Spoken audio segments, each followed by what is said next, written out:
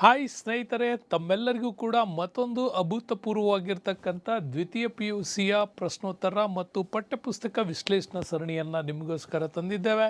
ತುಂಬ ಅದ್ಭುತವಾಗಿರ್ತಕ್ಕಂಥ ಸರಣಿ ವಿಶ್ಲೇಷಣೆ ನಡೀತಾ ಇದೆ.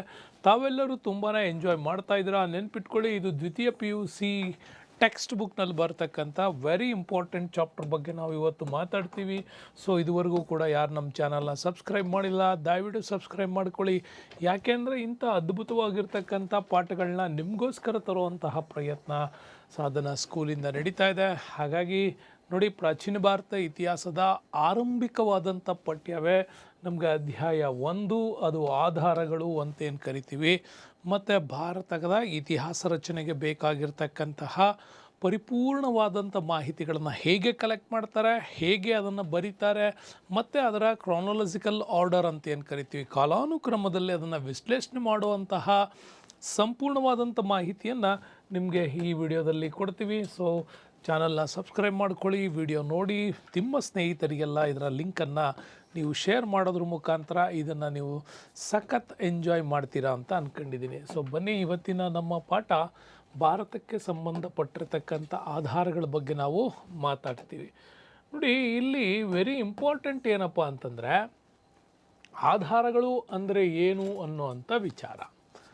ಭಾರತ ಮತ್ತು ಭಾರತದ ಭೌಗೋಳಿಕತೆ ಮತ್ತು ಅದರ ಮಹತ್ವಕ್ಕೆ ಸಂಬಂಧಪಟ್ಟಂಥದ್ರ ಬಗ್ಗೆ ಮೊದಲು ಮಾತಾಡ್ತಾರೆ. ಯಾಕೆ ಅಂತಂದರೆ, ಇತಿಹಾಸ ರಚನೆ ಆಗಬೇಕು ಅಂತಂದರೆ ಭಾರತದಲ್ಲಿ ಆ ಪ್ರಾಚೀನತೆಗೆ ಮತ್ತು ಇಲ್ಲಿರ್ತಕ್ಕಂಥ ಆ ಪ್ರಾಚೀನ ಭಾರತದ ಇತಿಹಾಸಕ್ಕೆ ಬೇಕಾಗಿರ್ತಕ್ಕಂಥ ಉತ್ಖನನಗಳ ಬಗ್ಗೆ, ಅವುಗಳಿಂದ ಸಿಗಬಹುದಾದಂಥ ಆಧಾರಗಳು, ಮತ್ತು ಕರ್ನಾಟಕ ರಾಜ್ಯದ ವಿಚಾರ ಮಾತಾಡ್ತೀವಿ. ಕರ್ನಾಟಕ ರಾಜ್ಯದಕ್ಕೆ ಸಂಬಂಧಪಟ್ಟಂಥ ಸಾಹಿತ್ಯ ಆಧಾರಗಳ ಬಗ್ಗೆ, ರಾಜಮನೆತನಗಳ ಬಗ್ಗೆ ಕೂಡ ಮಾತಾಡ್ತೀವಿ. ಇತಿಹಾಸದ ಪ್ರಾಮುಖ್ಯತೆಯನ್ನು ಕೂಡ ಹೇಳ್ಕೊಡ್ತೀವಿ.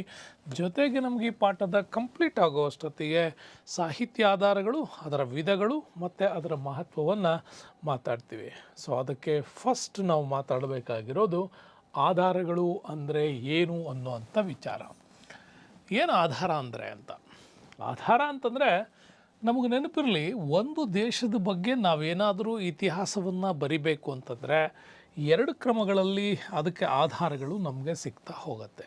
ಇತಿಹಾಸವನ್ನು ಭಾಳ ನೀಟಾಗಿ ಕಾಲಾನುಕ್ರಮದಲ್ಲಿ ಬರಿಬೇಕು ಅಂತಂದರೆ, ಆ ಕ್ರಾನೊಲಾಜಿಕಲ್ ಆರ್ಡರ್ಸ್ ನಮಗೆ ಬರಬೇಕು ಅಂತಂದರೆ, ಬಹಳ ಮುಖ್ಯವಾಗಿ ಅಲ್ಲಿನ ವಾಸ್ತವಿಕ ಸ್ಥಿತಿಗಳ ಮೊದಲು ಅಧ್ಯಯನ ಇರಬೇಕು. ಅಲ್ಲಿನ ಭೌಗೋಳಿಕತೆ ಚೆನ್ನಾಗಿ ಗೊತ್ತಿರಬೇಕು.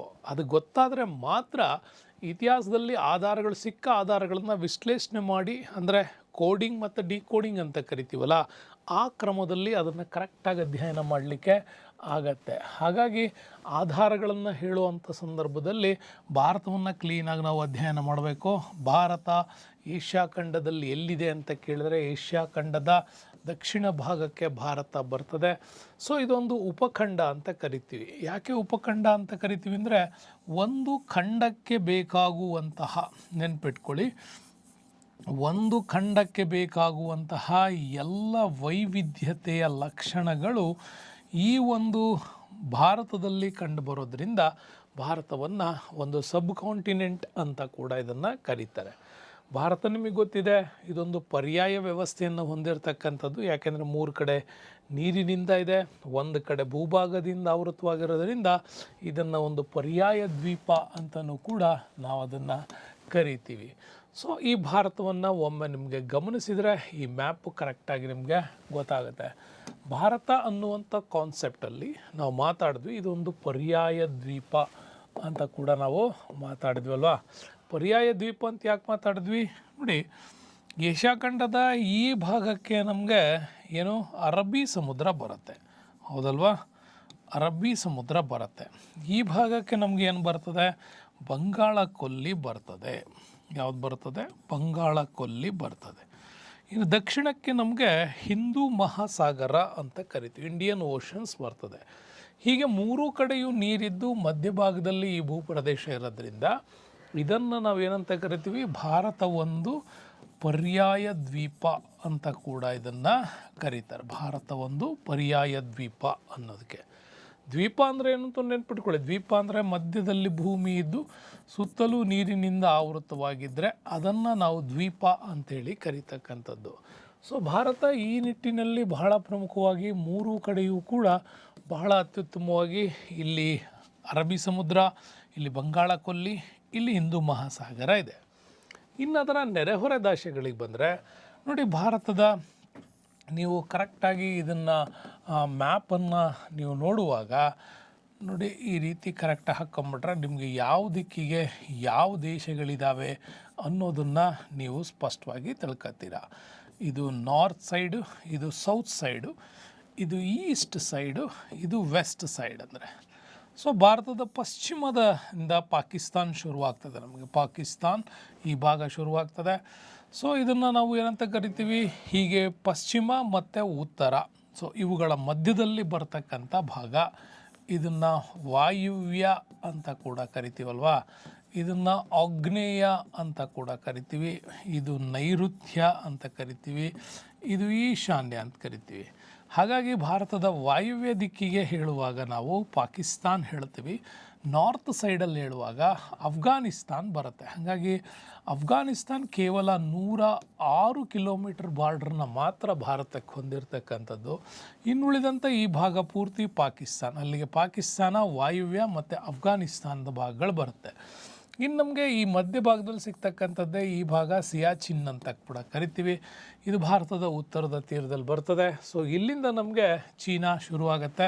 ಇದು ಟಿಬೆಟ್ ಅನ್ನೋದು ಈಗಿಲ್ಲ, ಇದು ಚೀನಾ. ಸೊ ಈಗಿಲ್ಲಿಂದ ಶುರುವಾದರೆ ನಮಗೆ ಅಪ್ ಟು ಇಲ್ಲಿ ಮಧ್ಯದಲ್ಲಿ ನೇಪಾಳ ಬರ್ತದೆ, ಇಲ್ಲಿ ಭೂತಾನ್, ಇದ್ರ ಮಧ್ಯದಲ್ಲಿ ನಮ್ಮ ದೇಶ ಇದೆ, ಅಪ್ ಟು ಅರುಣಾಚಲ್ ಪ್ರದೇಶದವರೆಗೆ ಇದು ಎಕ್ಸ್ಟೆನ್ಷನ್ ಕಾಣ್ತದೆ. ಇದ್ರ ಮಧ್ಯದಲ್ಲಿ 2 ದೇಶಗಳಿದೆ, ಒಂದು ನೇಪಾಳ, ಇನ್ನೊಂದು ಭೂತಾನ್. ಈ 2 ದೇಶಗಳು ಇದೆ. ಹಾಗಾಗಿ ಭಾರತದ ಈಶಾನ್ಯ ಭಾಗಕ್ಕೆ ನೀವು ನೋಡ್ಬೋದು ಚೀನಾ ಇದೆ, ಸೊ ಮತ್ತು ನೇಪಾಳ ಇದೆ, ಭೂತಾನ್ ಇದೆ. ಇನ್ನು ಈಸ್ಟ್ ಸೈಡ್ಗೆ ಬಂದರೆ ನಿಮಗೆ ಬಾಂಗ್ಲಾದೇಶ ಸಿಗುತ್ತೆ ಮತ್ತು ಮಯನ್ಮಾರ್ ದೇಶಗಳು ಸಿಗ್ತವೆ. ಇನ್ನು ಈ ಭಾಗಕ್ಕೆ ಹೋದರೆ ಅಂಡಮಾನ್ ನಿಕೋಬಾರ್ ಐಲ್ಯಾಂಡ್ಸ್ನ ದಾಟಿ ಮುಂದೆ ಹೋದರೆ ನಿಮಗೆ ಇಲ್ಲಿ ಮಯನ್ಮಾರಿಂದ ಕೆಳಭಾಗಕ್ಕೆ ಹೋಗ್ತಾ ಇಂಡೋನೇಷ್ಯಾ ದ್ವೀಪ ಸರಣಿ ಬಗ್ಗೆನೂ ಕೂಡ ನಾವು ಮಾಡ್ತೀವಿ. ಇಲ್ಲಿ ಲಕ್ಷದ್ವೀಪಗಳು ಬರ್ತವೆ, ಇಲ್ಲಿ ಅಂಡಮಾನ್ ನಿಕೋಬಾರ್ ಐಲ್ಯಾಂಡ್ಸ್ ಬರ್ತವೆ.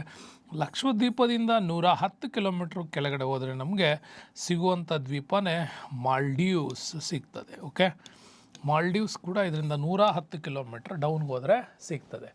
ಇದೆಲ್ಲ ಭಾರತದ ಸುತ್ತಲೂ ಇರ್ತಕ್ಕಂಥ ಪ್ರದೇಶಗಳ ಬಗ್ಗೆ ನಮಗೆ ಚೆನ್ನಾಗಿ ಗೊತ್ತಿರಬೇಕು. ಅಖಂಡ ಭಾರತ ಕಲ್ಪನೆ ಹೆಂಗಿತ್ತು ಅಂದರೆ ಇದೇ ಪಿಕ್ಚರ್. ನಿಮಗೆ ಏನ್ಷಂಟ್ ಪೀರಿಯಡಲ್ಲಿ ಭಾರತ ಹೆಂಗಿತ್ತು ಅಂತಂದರೆ ಇದಿಷ್ಟು ಕೂಡ ಭಾರತ ಅಫ್ಘಾನಿಸ್ತಾನದ ಬಾರ್ಡ್ರಿಂದ ಹಿಡಿದು ಇಂಡೋ ಚೀನಾದವರೆಗೂ ಕೂಡ ಮತ್ತು ಕಾಶ್ಮೀರದಿಂದ ಹಿಡಿದು ಶ್ರೀಲಂಕಾದವರೆಗೂ ಕೂಡ ಇದಿಷ್ಟು ಅಖಂಡ ಭಾರತದ ಕಲ್ಪನೆ. ಈ ಅಖಂಡ ಭಾರತದ ಕಲ್ಪನೆಯನ್ನೇ ನಾವು ಈಗ ಮಾತಾಡ್ತಾ ಇರತಕ್ಕಂಥದ್ದು. ಭಾರತ ಶ್ರೇಷ್ಠ ಗುರು ಸ್ಥಾನದಲ್ಲಿ ಕೂತ್ಕೊಂಡು ನಾವು ಮಾತಾಡ್ತಾ ಇದ್ವಿ. ಹಾಗಾಗಿ ಭಾರತದ ನೆರೆಹೊರೆ ದೇಶಗಳಲ್ಲಿ ನೆನ್ಪಿಟ್ಕೊಳ್ಳಿ, ಪಾಕಿಸ್ತಾನ್ ಇದೆ, ಅಫ್ಘಾನಿಸ್ತಾನ್ ಇದೆ, ಇದು ಚೀನಾ ದೇಶ ಬರ್ತದೆ, ಇನ್ನು ನೇಪಾಳ ಬರುತ್ತೆ, ಭೂತಾನ್ ಬರುತ್ತೆ, ಬಾಂಗ್ಲಾದೇಶ, ಮಯನ್ಮಾರು ಮತ್ತು ಇಲ್ಲಿ ಶ್ರೀಲಂಕಾ ಮತ್ತು ಈ ಕಡೆ ಮಾಲ್ಡೀವ್ಸ್. ಇವನ್ನು ಭಾರತ ನೆರೆಹೊರೆ ರಾಷ್ಟ್ರಗಳನ್ನು ಕರಿತೀವಿ. ಭಾರತ ನಿಮಗೆ ಗೊತ್ತಿರಲಿ, ಭಾರತದ ವಿಸ್ತೀರ್ಣದ ವಿಚಾರ ಮಾತಾಡುವಾಗೂ ಕೂಡ ಬಹಳ ಇಂಪಾರ್ಟೆಂಟ್ ಆಗುತ್ತೆ. ಓಕೆ, 32, 87, 263 ಸ್ಕ್ವೇರ್ ಕಿಲೋಮೀಟರ್ಸ್, ಚದರ ಕಿಲೋಮೀಟರ್ಸ್ ಭಾರತದ ಒಟ್ಟು ವಿಸ್ತೀರ್ಣ ಇರತಕ್ಕಂಥದ್ದು. ಅದರಲ್ಲಿ ಕರಾವಳಿ ನಿಮಗೆ ಇಲ್ಲಿಂದ ಸ್ಟಾರ್ಟ್ ಆದರೆ ಇಲ್ಲಿಯವರೆಗೆ ಪ್ಲಸ್ ಅಂಡಮಾನ್ ನಿಕೋಬಾರ್ ಪ್ಲಸ್ ಲಕ್ಷದ್ವೀಪ್ ಸೇರಿಸ್ಕೊಂಡ್ರೆ 7516 ಕಿಲೋಮೀಟರ್ 0.5 ನಿಮಗೆ ಇದು ಸಿಗುತ್ತೆ. ಎಕ್ಸೆಪ್ಷನಲ್ ಇವೆರಡನ್ನೂ ಬಿಟ್ಟರೆ 6100 ಕಿಲೋಮೀಟರ್ ನಿಮಗೆ ಕರಾವಳಿ ತೀರ ನಿಮಗಿದು ಸಿಗುತ್ತೆ. ಹೀಗೆ ಭಾರತ ವಿಸ್ತೃತವಾಗಿರ್ತಕ್ಕಂಥ ಪರ್ಯಾಯ ಪ್ರಸ್ಥಭೂಮಿಯ ಭಾಗ ಅಂತ ಹೇಳೋದಕ್ಕೆ ನಮಗಿಷ್ಟು ಅವಕಾಶ ಇದೆ. ಹಾಗಾಗಿ ಭಾರತ ವಿದೇಶಿ ವ್ಯಾಪಾರಗಳನ್ನು ಮಾಡೋದಕ್ಕಾಗಲಿ ಮತ್ತು ಭಾರತದ ಮೀನುಗಾರಿಕೆಯನ್ನು ಅಭಿವೃದ್ಧಿಪಡಿಸ್ಕೊಳ್ಳೋದಕ್ಕಾಗಲಿ ತುಂಬಾ ಉಪಯೋಗಕರವಾದಂಥ ವ್ಯವಸ್ಥೆ ಇದೆ ಅಂಥೇಳಿ ನಮಗೆ ಭಾರತ ಮತ್ತು ಅದರ ನೆರೆಹೊರೆ ರಾಷ್ಟ್ರಗಳ ಬಗ್ಗೆ ಹೇಳ್ತಾರೆ. ಮತ್ತು ಲ್ಯಾಂಡ್ ಲಾಕ್ಡ್ ಕಂಟ್ರೀಸ್ ಯಾವುದು ಅಂತ ಕೂಡ ನಿಮಗೆ ಪ್ರಶ್ನೆ ಬರುತ್ತೆ. ಭೂ ಆವೃತ್ತ ದೇಶಗಳು ಯಾವುದು ಅಂತ. ಅದರಲ್ಲಿ ನಿಮಗೆ ಭಾರತದ ನೇಪಾಳ ಮತ್ತು ಭೂತಾನ್ ಇದೆ. ಇದನ್ನು ಭೂ ಆವೃತ್ತ ದೇಶಗಳು ಅಂತ ಕರಿತೀವಿ. ಸುಮಾರು 70% ಆಫ್ ಲ್ಯಾಂಡ್ ಏನಿದೆ ಅದ್ರ ಬಾರ್ಡ್ರು ಭಾರತವೇ ಅಕ್ವೈರ್ ಮಾಡ್ಕೊಂಡಿರುತ್ತೆ. ಪ್ಲಸ್ ಇವಕ್ಕೆ ಯಾವುದೇ ರೀತಿಯಾದಂಥ ಸಮುದ್ರದ ಜಲಮಾರ್ಗಗಳು ಇಲ್ಲ.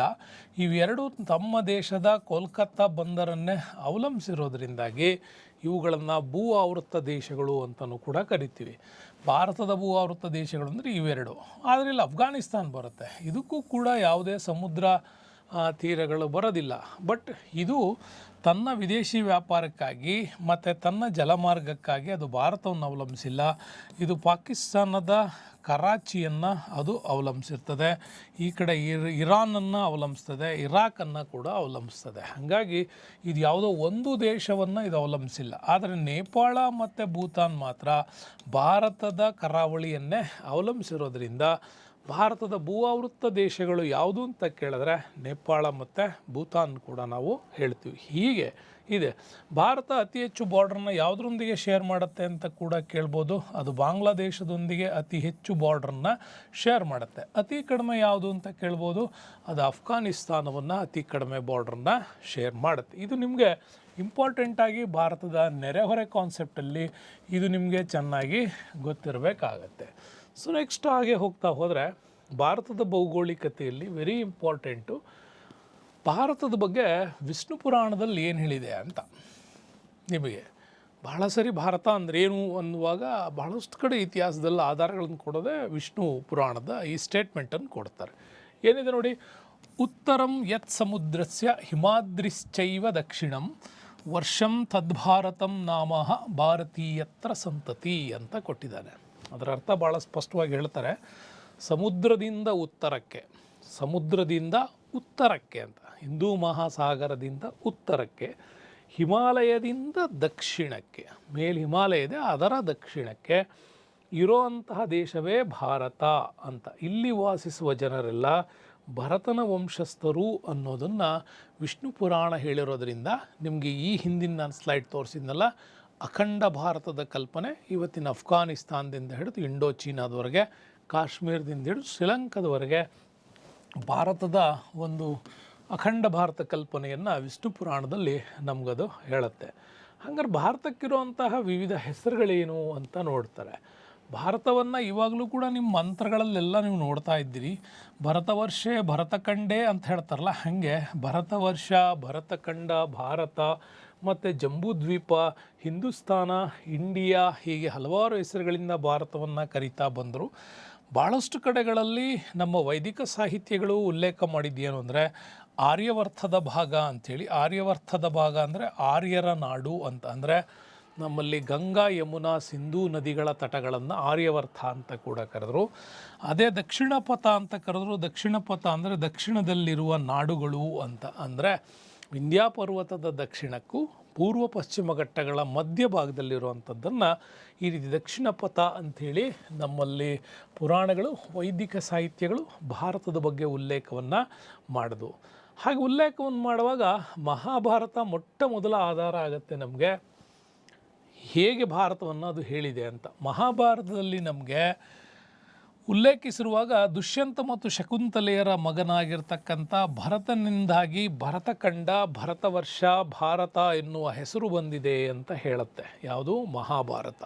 ಹಾಗಾಗಿ ಅದರಲ್ಲಿ ಭೀಷ್ಮ ಪರ್ವ, ಸಭಾಪರ್ವಗಳಲ್ಲಿ ಉಲ್ಲೇಖಗಳು ನಮ್ಗೆ ಯಾವಾಗೂ ಕಂಡು ಬರ್ತವೆ. ದುಷ್ಯಂತ ಮತ್ತು ಶಕುಂತಲೆಯರ ಮಗನಾದ ಭರತ, ಈತನು ಆಳಿದ್ದರಿಂದಾಗಿ ಇದನ್ನು ಭರತಖಂಡ, ಭರತವರ್ಷ, ಭಾರತ ಅನ್ನುವ ಹೆಸರು ಬಂತು ಅಂತ ಹೇಳ್ತಾರೆ.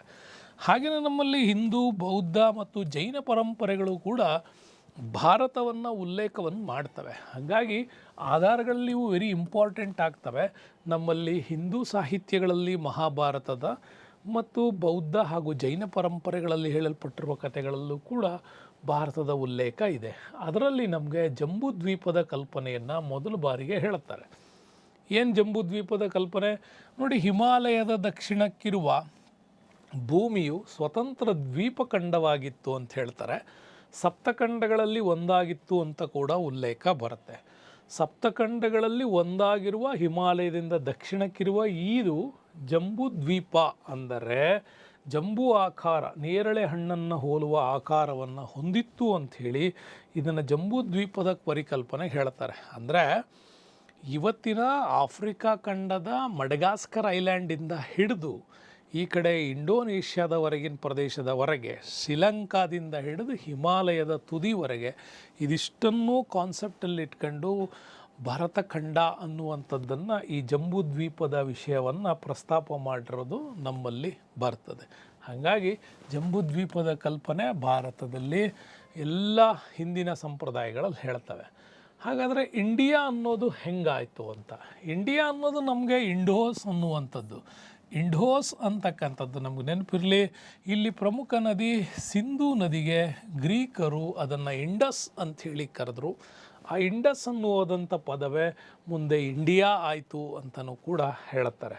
ಇನ್ನು ಇಂಡಿಯಾ ಅಂತಕ್ಕಂಥ ಪದ ಕಂಪ್ಲೀಟಾಗಿ ಇಂಗ್ಲೀಷಿಗೆ ಕನ್ವರ್ಟ್ ಆಗೋದಕ್ಕೆ ಭಾರತದಲ್ಲಿ ಆಳ್ವಿಕೆ ಮಾಡಿದಂಥ ಬ್ರಿಟಿಷರಿಂದನೂ ಕೂಡ ಈ ಇಂಡೋಸ್ ಉಲ್ಲೇಖ ಇಂಡಿಯಾ ಆಗಿ ಪರಿವರ್ತನೆ ಆಗೋದಕ್ಕೆ ಒಂದು ಕಾರಣವೂ ಕೂಡ ಇದೆ ಅಂಥೇಳಿ ಇದನ್ನು ಭಾಳ ಕ್ಲೀನಾಗಿ ಹೇಳ್ತಾರೆ. ಇಂಡಿಯಾ ಅನ್ನುವ ಹೆಸರು ಬಂದಿರೋದ್ರ ಹಿಂದೆ ಸಿಂಧೂ ನದಿಯ ಪಾತ್ರವನ್ನು ಹೇಳಲಾಗತ್ತೆ. ಇನ್ನು ಹಿಂದೂಸ್ಥಾನ ಅಂತೇಳಿ ಬಳಸ್ತಾಯಿದ್ರು. ಈ ಹಿಂದೂಸ್ಥಾನ ಅನ್ನುವ ಪದವನ್ನು ಬಳಸಿದವರು ಪರ್ಷಿಯನ್ರು. ಓಕೆ, ಇದು ನಿಮಗೆ ಚೆನ್ನಾಗಿ ನೆನಪಿರಲಿ. ಹಿಂದೂಸ್ಥಾನ ಅನ್ನುವ ಪದವನ್ನು ಮಧ್ಯಯುಗದಲ್ಲಿ ಬಳಸ್ತಾರೆ. ಅದರಲ್ಲೂ ಅಲ್ಬೆರೂನಿ ತಾರಿಕ್ ಈ ಹಿಂದ್ ಅನ್ನುವಂತಹ ಉಲ್ಲೇಖವನ್ನೇನು ಮಾಡ್ದ, ಅಲ್ಲಿಂದ ಮೊಟ್ಟ ಮೊದಲ ಬಾರಿಗೆ ಮೊಹಮ್ಮದ್ ಗಜ್ನಿ ಗೋರಿ ಇಲ್ಲಿಂದ ನಮ್ಗೆ ಆಧಾರಗಳು ಸಿಗ್ತವೆ. ಅದ್ರ ಹಿಂದೆನೂ ಬಂದಿದ್ದಾರೆ, ಆದರೆ ನಮಗೆ ಲಿಖಿತ ರೂಪದಲ್ಲಿ ಆಧಾರ ಸಿಗ್ತಕ್ಕಂಥದ್ದು ಅಲ್ಬೆರೂನಿಯ ಸಾಹಿತ್ಯ. ಅದರಲ್ಲಿ ನಮಗೆ ಪರ್ಷಿಯನ್ನರು ಹಿಂದೂಸ್ತಾನ್ ಅನ್ನುವಂಥ ಪದ, ತಾರಿಕ್ ಈ ಹಿಂದ್ ಅಂತ ಕೃತಿ ಬರುತ್ತಲ್ಲ ಅದನ್ನೇ. ಹಾಗಾಗಿ ಅವರು ಕೂಡ ಸಿಂಧೂ ನದಿಯನ್ನು ಹಿಂದೂ ನದಿ ಅಂಥೇಳಿ ಉಲ್ಲೇಖ ಮಾಡ್ಕೊಂಡಿದ್ದಾರೆ. ಹಾಗಾಗಿ ಈ ಒಂದು ಹಿಂದೂ ನದಿಯ ಮೇಲ್ಭಾಗದಲ್ಲಿರುವ ಸ್ಥಾನ ಅದು ಹಿಂದೂಸ್ಥಾನ ಅಂಥೇಳಿ ಕೂಡ ಅವರು ಅದನ್ನು ಕರೆದರು. ಹಾಗಾಗಿ ಇದರ ಸಂಕ್ಷಿಪ್ತ ರೂಪದಲ್ಲಿ ಹಿಂದ್ ಅನ್ನುವ ಪದ ಆಗಿತ್ತು. ಹಾಗಾಗಿ ಆಧುನಿಕ ಭಾರತೀಯ ಗಣರಾಜ್ಯವನ್ನು ಪ್ರತಿನಿಧಿಸ್ತದೆ ಅನ್ನೋದನ್ನು ಕೂಡ ಇಲ್ಲಿ ಸ್ಪಷ್ಟವಾಗಿ ನಮಗೆ ಹೇಳಲಾಗತ್ತೆ. ಓಕೆ, ಇದಿಷ್ಟು ನಿಮಗೆ ಭಾರತಕ್ಕಿರ್ತಕ್ಕಂಥ ವಿವಿಧ ಹೆಸರುಗಳ ಮೇಲಿನ ಉಲ್ಲೇಖ ಆಯಿತು. ಇನ್ನು ಭಾರತದ ಒಂದು ಪ್ರಮುಖವಾಗಿರ್ತಕ್ಕಂಥ ಇತಿಹಾಸದ ಮೇಲೆ ಇಲ್ಲಿರುವಂತಹ ಭೌಗೋಳಿಕ ವ್ಯಾಪ್ತಿಗಳು ಹೇಗೆ ಪ್ರಭಾವ ಬೀರ್ತವೆ ಅನ್ನೋದನ್ನು ತಿಳ್ಕೋಬೇಕು. ಭಾರತದಲ್ಲಿ ಪ್ರಮುಖವಾಗಿ ಭೌಗೋಳಿಕ ಸ್ಥಾನಗಳಲ್ಲಿ ವೆರಿ ಇಂಪಾರ್ಟೆಂಟು ಉತ್ತರದಲ್ಲಿ ಹಿಮಾಲಯ ಪರ್ವತಗಳಿರೋದು. ಹಿಮಾಲಯ ಪರ್ವತದಿಂದ ಕೆಳಭಾಗಕ್ಕೆ ಬಂದರೆ ಬಯಲು ಪ್ರದೇಶಗಳು, ಸಿಂಧು ಗಂಗಾ ಬ್ರಹ್ಮಪುತ್ರದ ಬಯಲು ಪ್ರದೇಶಗಳು. ಅದರಿಂದ ಕೆಳಗೆ ಬಂದರೆ ಮರುಭೂಮಿ ರಾಜಸ್ಥಾನದ ಕಡೆ. ಮಧ್ಯ ಭಾರತದ ಮಧ್ಯದಲ್ಲಿ ನಮಗೆ ವಿಂಧ್ಯ ಪರ್ವತಗಳು, ಅರಾವಳಿ, ಸಹ್ಯಾದ್ರಿ, ರಾಜಮಹಲ್, ಮೈಕಲಾ ಮೈಕಾದಷ್ಟು ಈ ಥರದ ಪರ್ವತ ಶ್ರೇಣಿಗಳು. ದಕ್ಷಿಣಕ್ಕೆ ಹೋದರೆ ಪ್ರಸ್ಥಭೂಮಿ, ಒಂದು ಕಡೆ ಪೂರ್ವ ಘಟ್ಟಗಳು, ಪಶ್ಚಿಮ ಘಟ್ಟಗಳು, ಕರಾವಳಿ ತೀರಗಳು. ಇವೆಲ್ಲವೂ ಕೂಡ ಭಾರತೀಯ ಸಂಸ್ಕೃತಿ ಮತ್ತು ವಿವಿಧ ರಾಜಕೀಯ ಘಟಕಗಳನ್ನು ರೂಪಿಸೋದ್ರ ಮೇಲೆ ಅದು ತಮ್ಮ ಪ್ರಭಾವವನ್ನು ಬೀರ್ತದೆ. ಹಾಗಾಗಿ ಭಾರತದ ಭೌಗೋಳಿಕತೆಯ ಭಾರತದ ರಾಜಕೀಯದ ಮೇಲೆ ತುಂಬ ಪ್ರಭಾವವನ್ನು ಬೀರಿದೆ ಅಂತ ಕೂಡ ಹೇಳ್ಬೋದು. ನೋಡಿ, ಇದು ನಿಮಗೆ ಸ್ಪಷ್ಟವಾಗಿ ಮಾಹಿತಿಯನ್ನು ಇದು ಕೊಡುತ್ತೆ. ನೋಡಿ ಮ್ಯಾಪಲ್ಲಿ ಇದಿಷ್ಟು ಭಾರತದ ಹಿಮಾಲಯದ ಲ್ಯಾಂಡ್, ಇದಿಷ್ಟು ಕೂಡ ಭಾರತಕ್ಕೆ ಸಂಬಂಧಪಟ್ಟಂಥ ಹಿಮಾಲಯ ಲ್ಯಾಂಡು.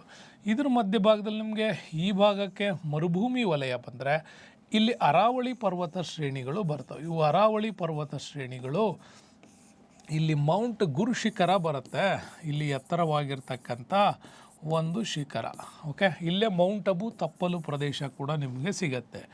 ಇನ್ನಿಲ್ಲಿ ವಿಂಧ್ಯ ಪರ್ವತ ಶ್ರೇಣಿಗಳು ಹೋಗ್ತವೆ. ಇನ್ನು ಇದ್ರ ಬಾದಲ್ಲಿ ನಿಮಗೆ ಸಾತ್ಪುರ ಶ್ರೇಣಿಗಳು ಕೂಡ ಹೋಗ್ತವೆ. ಓಕೆ, ನೆನ್ಪಿಟ್ಕೊಳ್ಳಿ, ನರ್ಮದಾ ನದಿ ಯಾಕೆ ದಕ್ಷಿಣಕ್ಕೆ ಹರಿಯಲ್ಲ ಅಂತಂದರೆ ಸಾತ್ಪುರ ಶ್ರೇಣಿಗಳು ಅಡ್ಡಲಾಗಿರೋದ್ರಿಂದ. ಮತ್ತು ಇಲ್ಲಿ ನಿಮಗೆ ರಾಜಮಹಲ್ ಬೆಟ್ಟಗಳು, ಮೈಕಲಾ ಶ್ರೇಣಿಗಳು ಇವೆಲ್ಲ ಇಲ್ಲಿ ಬರ್ತವೆ. ಇನ್ನು ಈ ಭಾಗಕ್ಕೆ ಪಶ್ಚಿಮ ಘಟ್ಟಗಳು, ಈ ಭಾಗಕ್ಕೆ ಪೂರ್ವ ಘಟ್ಟಗಳು. ನಿಮಗೆ ಗೊತ್ತಿದೆ, ಪಶ್ಚಿಮ ಘಟ್ಟಗಳಲ್ಲಿ ಈ ಕೆಳಭಾಗ ಏನಿದೆ ಕಾರ್ಡಮಮ್ ಬೆಟ್ಟಗಳ ಶ್ರೇಣಿಯಿಂದ ಮೇಲ್ಭಾಗದಲ್ಲೇ ಅಣ್ಣಮಲೈ ಬರ್ತವೆ. ಈ ಅಣ್ಣೈಮಲಲ್ಲಿ ಅಣ್ಣೈಮುಡಿ ಅಂತ ಬರುತ್ತೆ. ಇದು ಒಂದು ಎತ್ತರವಾದ ಶಿಖರ ಆಗಿರುತ್ತೆ. ಇನ್ನು ಅರಮಕೊಂಡ ಅಂತ ಬರ್ತದೆ ಆಂಧ್ರ ಪ್ರದೇಶದಲ್ಲಿ. ಈ ಅರಮಕೊಂಡ ಇದನ್ನು ಮಹೇಂದ್ರಗಿರಿ ಅಂತ ಕೂಡ ಕರೀತಾರೆ. ಯಾಕೆಂದರೆ ಅಶೋಕನ ಮಗ ಮಹೇಂದ್ರ ಬೌದ್ಧ ಧರ್ಮವನ್ನು ಪ್ರಚಾರ ಮಾಡೋಕ್ಕೆ ಶ್ರೀಲಂಕಾಕ್ಕೆ ಹೋಗೋ ಸಂದರ್ಭದಲ್ಲಿ ಸಂಘಮಿತ್ರಿಯೊಂದಿಗೆ ಕೆಲಕಾಲ ಅಲ್ಲಿ ನೆಲೆಸಿದ್ದ ಅನ್ನೋ ಕಾರಣಕ್ಕೋಸ್ಕರವಾಗಿ ಅದನ್ನು ಅರ್ಮಕೊಂಡ ಅನ್ನೋದನ್ನು ಅಲ್ಲಿನ ಸ್ಥಳೀಯರೇ ಒಂದು ಪರ್ವತಕ್ಕೆ ಈಗ ಸೀಮಿತ ಮಾಡಿದ್ರು, ಮಹೇಂದ್ರಗಿರಿ ಅಂತ ಕೂಡ. ಅದು ಅಲ್ಲಿನ ಎತ್ತರವಾದ ಶಿಖರ ಆಗುತ್ತೆ. ಇವೆರಡರ ಮಧ್ಯಭಾಗದ ವಲಯದಲ್ಲಿ ನರ್ಮದಾ ಹರಿಯುತ್ತೆ. ಅದರ ಮೂಲದಲ್ಲೇ ನಮಗೆ ಅಮರಕಂಟಕ್ ಕೂಡ ಸಿಗುತ್ತೆ. ಹಾಗಾಗಿ ಅಮರಕಂಟಕನ್ನು ನಮ್ಮಲ್ಲಿ ಏನು ಮಾಡ್ತಾರೆ ಅಂತಂದರೆ ಪ್ರಮುಖವಾಗಿ ಈ ವಿಂಧ್ಯ ಪರ್ವತಗಳ ಎತ್ತರ ಶಿಖರ ಅಂತ ಕೂಡ ಹೇಳ್ತಾರೆ. ಅದು ಸಪ್ರೇಟಾಗಿ ನಮಗೆ ಸಿಗ್ತಕ್ಕಂಥದ್ದು. ಹಾಗಾಗಿ ಈ ಹಿಮಾಲಯದ ಶ್ರೇಣಿಗಳಿದ್ದಾವೆ, ಮಧ್ಯದಲ್ಲಿ ಸಿಂಧು, ಗಂಗಾ, ಬ್ರಹ್ಮಪುತ್ರ ನದಿ ಬಯಲುಗಳು ಬರ್ತವೆ. ಇಲ್ಲಿ ಅರಾವಳಿ ಶ್ರೇಣಿಗಳು, ಇದಿಷ್ಟು ಮರುಭೂಮಿಯ ವಲಯ, ಇಲ್ಲಿ ಮಧ್ಯಭಾಗದಲ್ಲಿ ಪರ್ವತ ಶ್ರೇಣಿಗಳು, ಪಶ್ಚಿಮ ಘಟ್ಟ, ಪೂರ್ವ ಘಟ್ಟ, ಈ ಮಧ್ಯಭಾಗದಲ್ಲಿ ಕೂಡ ದಕ್ಷಿಣ ಪಥ ಅಂತ ಏನು ಕರಿತೀವಿ ಇದಿಷ್ಟು ಕೂಡ ಏನು ಮಾಡಿದೆ ಅಂದರೆ ಭಾರತದ ಸಾಮ್ರಾಜ್ಯದ ಮೇಲೆ ತುಂಬಾ ಪ್ರಭಾವ ಬೀರಿದೆ. ಒಂದು ಸಣ್ಣ ಎಕ್ಸಾಂಪಲ್ ಹೇಳಿದ್ರೆ ನೋಡಿ, ಈ ವೆಸ್ಟರ್ನ್ ಘಾಟ್ಸ್ಗಳಲ್ಲಿ ಹುಟ್ಟಿದಂಥ ಮರಾಠ ಸಾಮ್ರಾಜ್ಯದ ಸೈನ್ಯ ವ್ಯವಸ್ಥೆ ಬಹಳ ವಿಶೇಷವಾಗಿತ್ತು. ಅದೇ ದೆಹಲಿಯಲ್ಲಿ ಹುಟ್ಟಿದಂಥ ಸೈನ್ಯ ವ್ಯವಸ್ಥೆ ಕೂಡ ಅದೇ ಒಂದು ರೀತಿ ಸಪ್ರೇಟ್ ಆಗಿತ್ತು. ಯಾಕೆ ಹೀಗೆ ಸಪ್ರೇಟ್ ಅಂದರೆ ಅಲ್ಲಿನ ಭೌಗೋಳಿಕ ವ್ಯಾಪ್ತಿಗೆ ಹೋರಾಟ ಮಾಡುವ ರೀತಿಗೆ ಅವ್ರವ್ರು ಏನೇನು ಆಕ್ಸೆಪ್ಟ್ ಮಾಡ್ಕೋಬೇಕೋ ಅದನ್ನಲ್ಲಿ ಮಾಡಿದ್ರು. ಇಲ್ಲಿನ ಹೋರಾಟದ ಚಾಕಚಕ್ಯತೆಗೆ ಏನೇನು ಐಡಿಯಾಗಳನ್ನು ಮಾಡಬೇಕೋ ಇವ್ರು ಇಲ್ಲಿ ಮಾಡಿದ್ರು. ಹಂಗಾರೆ ಈ ರೀತಿ ಗೆರಿಲ್ಲಾ ಯುದ್ಧ ತಂತ್ರಗಳು ಮರಾಠ ಸಾಮ್ರಾಜ್ಯದ ಸೈನ್ಯದಲ್ಲಿ ಕಾಣಿಸ್ಕೊಳ್ಳೋಕೆ ಕಾರಣ ಏನು ಅಂತಂದರೆ ಇಲ್ಲಿರ್ತಕ್ಕಂಥ ವೆಸ್ಟರ್ನ್ ಘಾಟ್ಸ್ಗಳು. ಅದೇ ಫಿರಂಗಿಗಳು ಅಂತೇನು ಕರಿತೀವಲ್ಲ, ಬಹಳ ದೂರದವರೆಗೂ ಕೂಡ ಯುದ್ಧದ ಸೈನ್ಯವನ್ನು ಭೇದಿಸುವಂಥವು ಇಂಥ ಫಿರಂಗಿ ಬಳಕೆ ಇಲ್ಲೇ ಶುರುವಾಯಿತು ಅಂದರೆ ಫ್ಲ್ಯಾಟ್ ಆಗಿರ್ತಕ್ಕಂಥ ಲ್ಯಾಂಡಲ್ಲಿ ಅದನ್ನು ಭಾಳ ದೂರದವರೆಗೆ ಬಳಸ್ತಕ್ಕಂಥದ್ದು.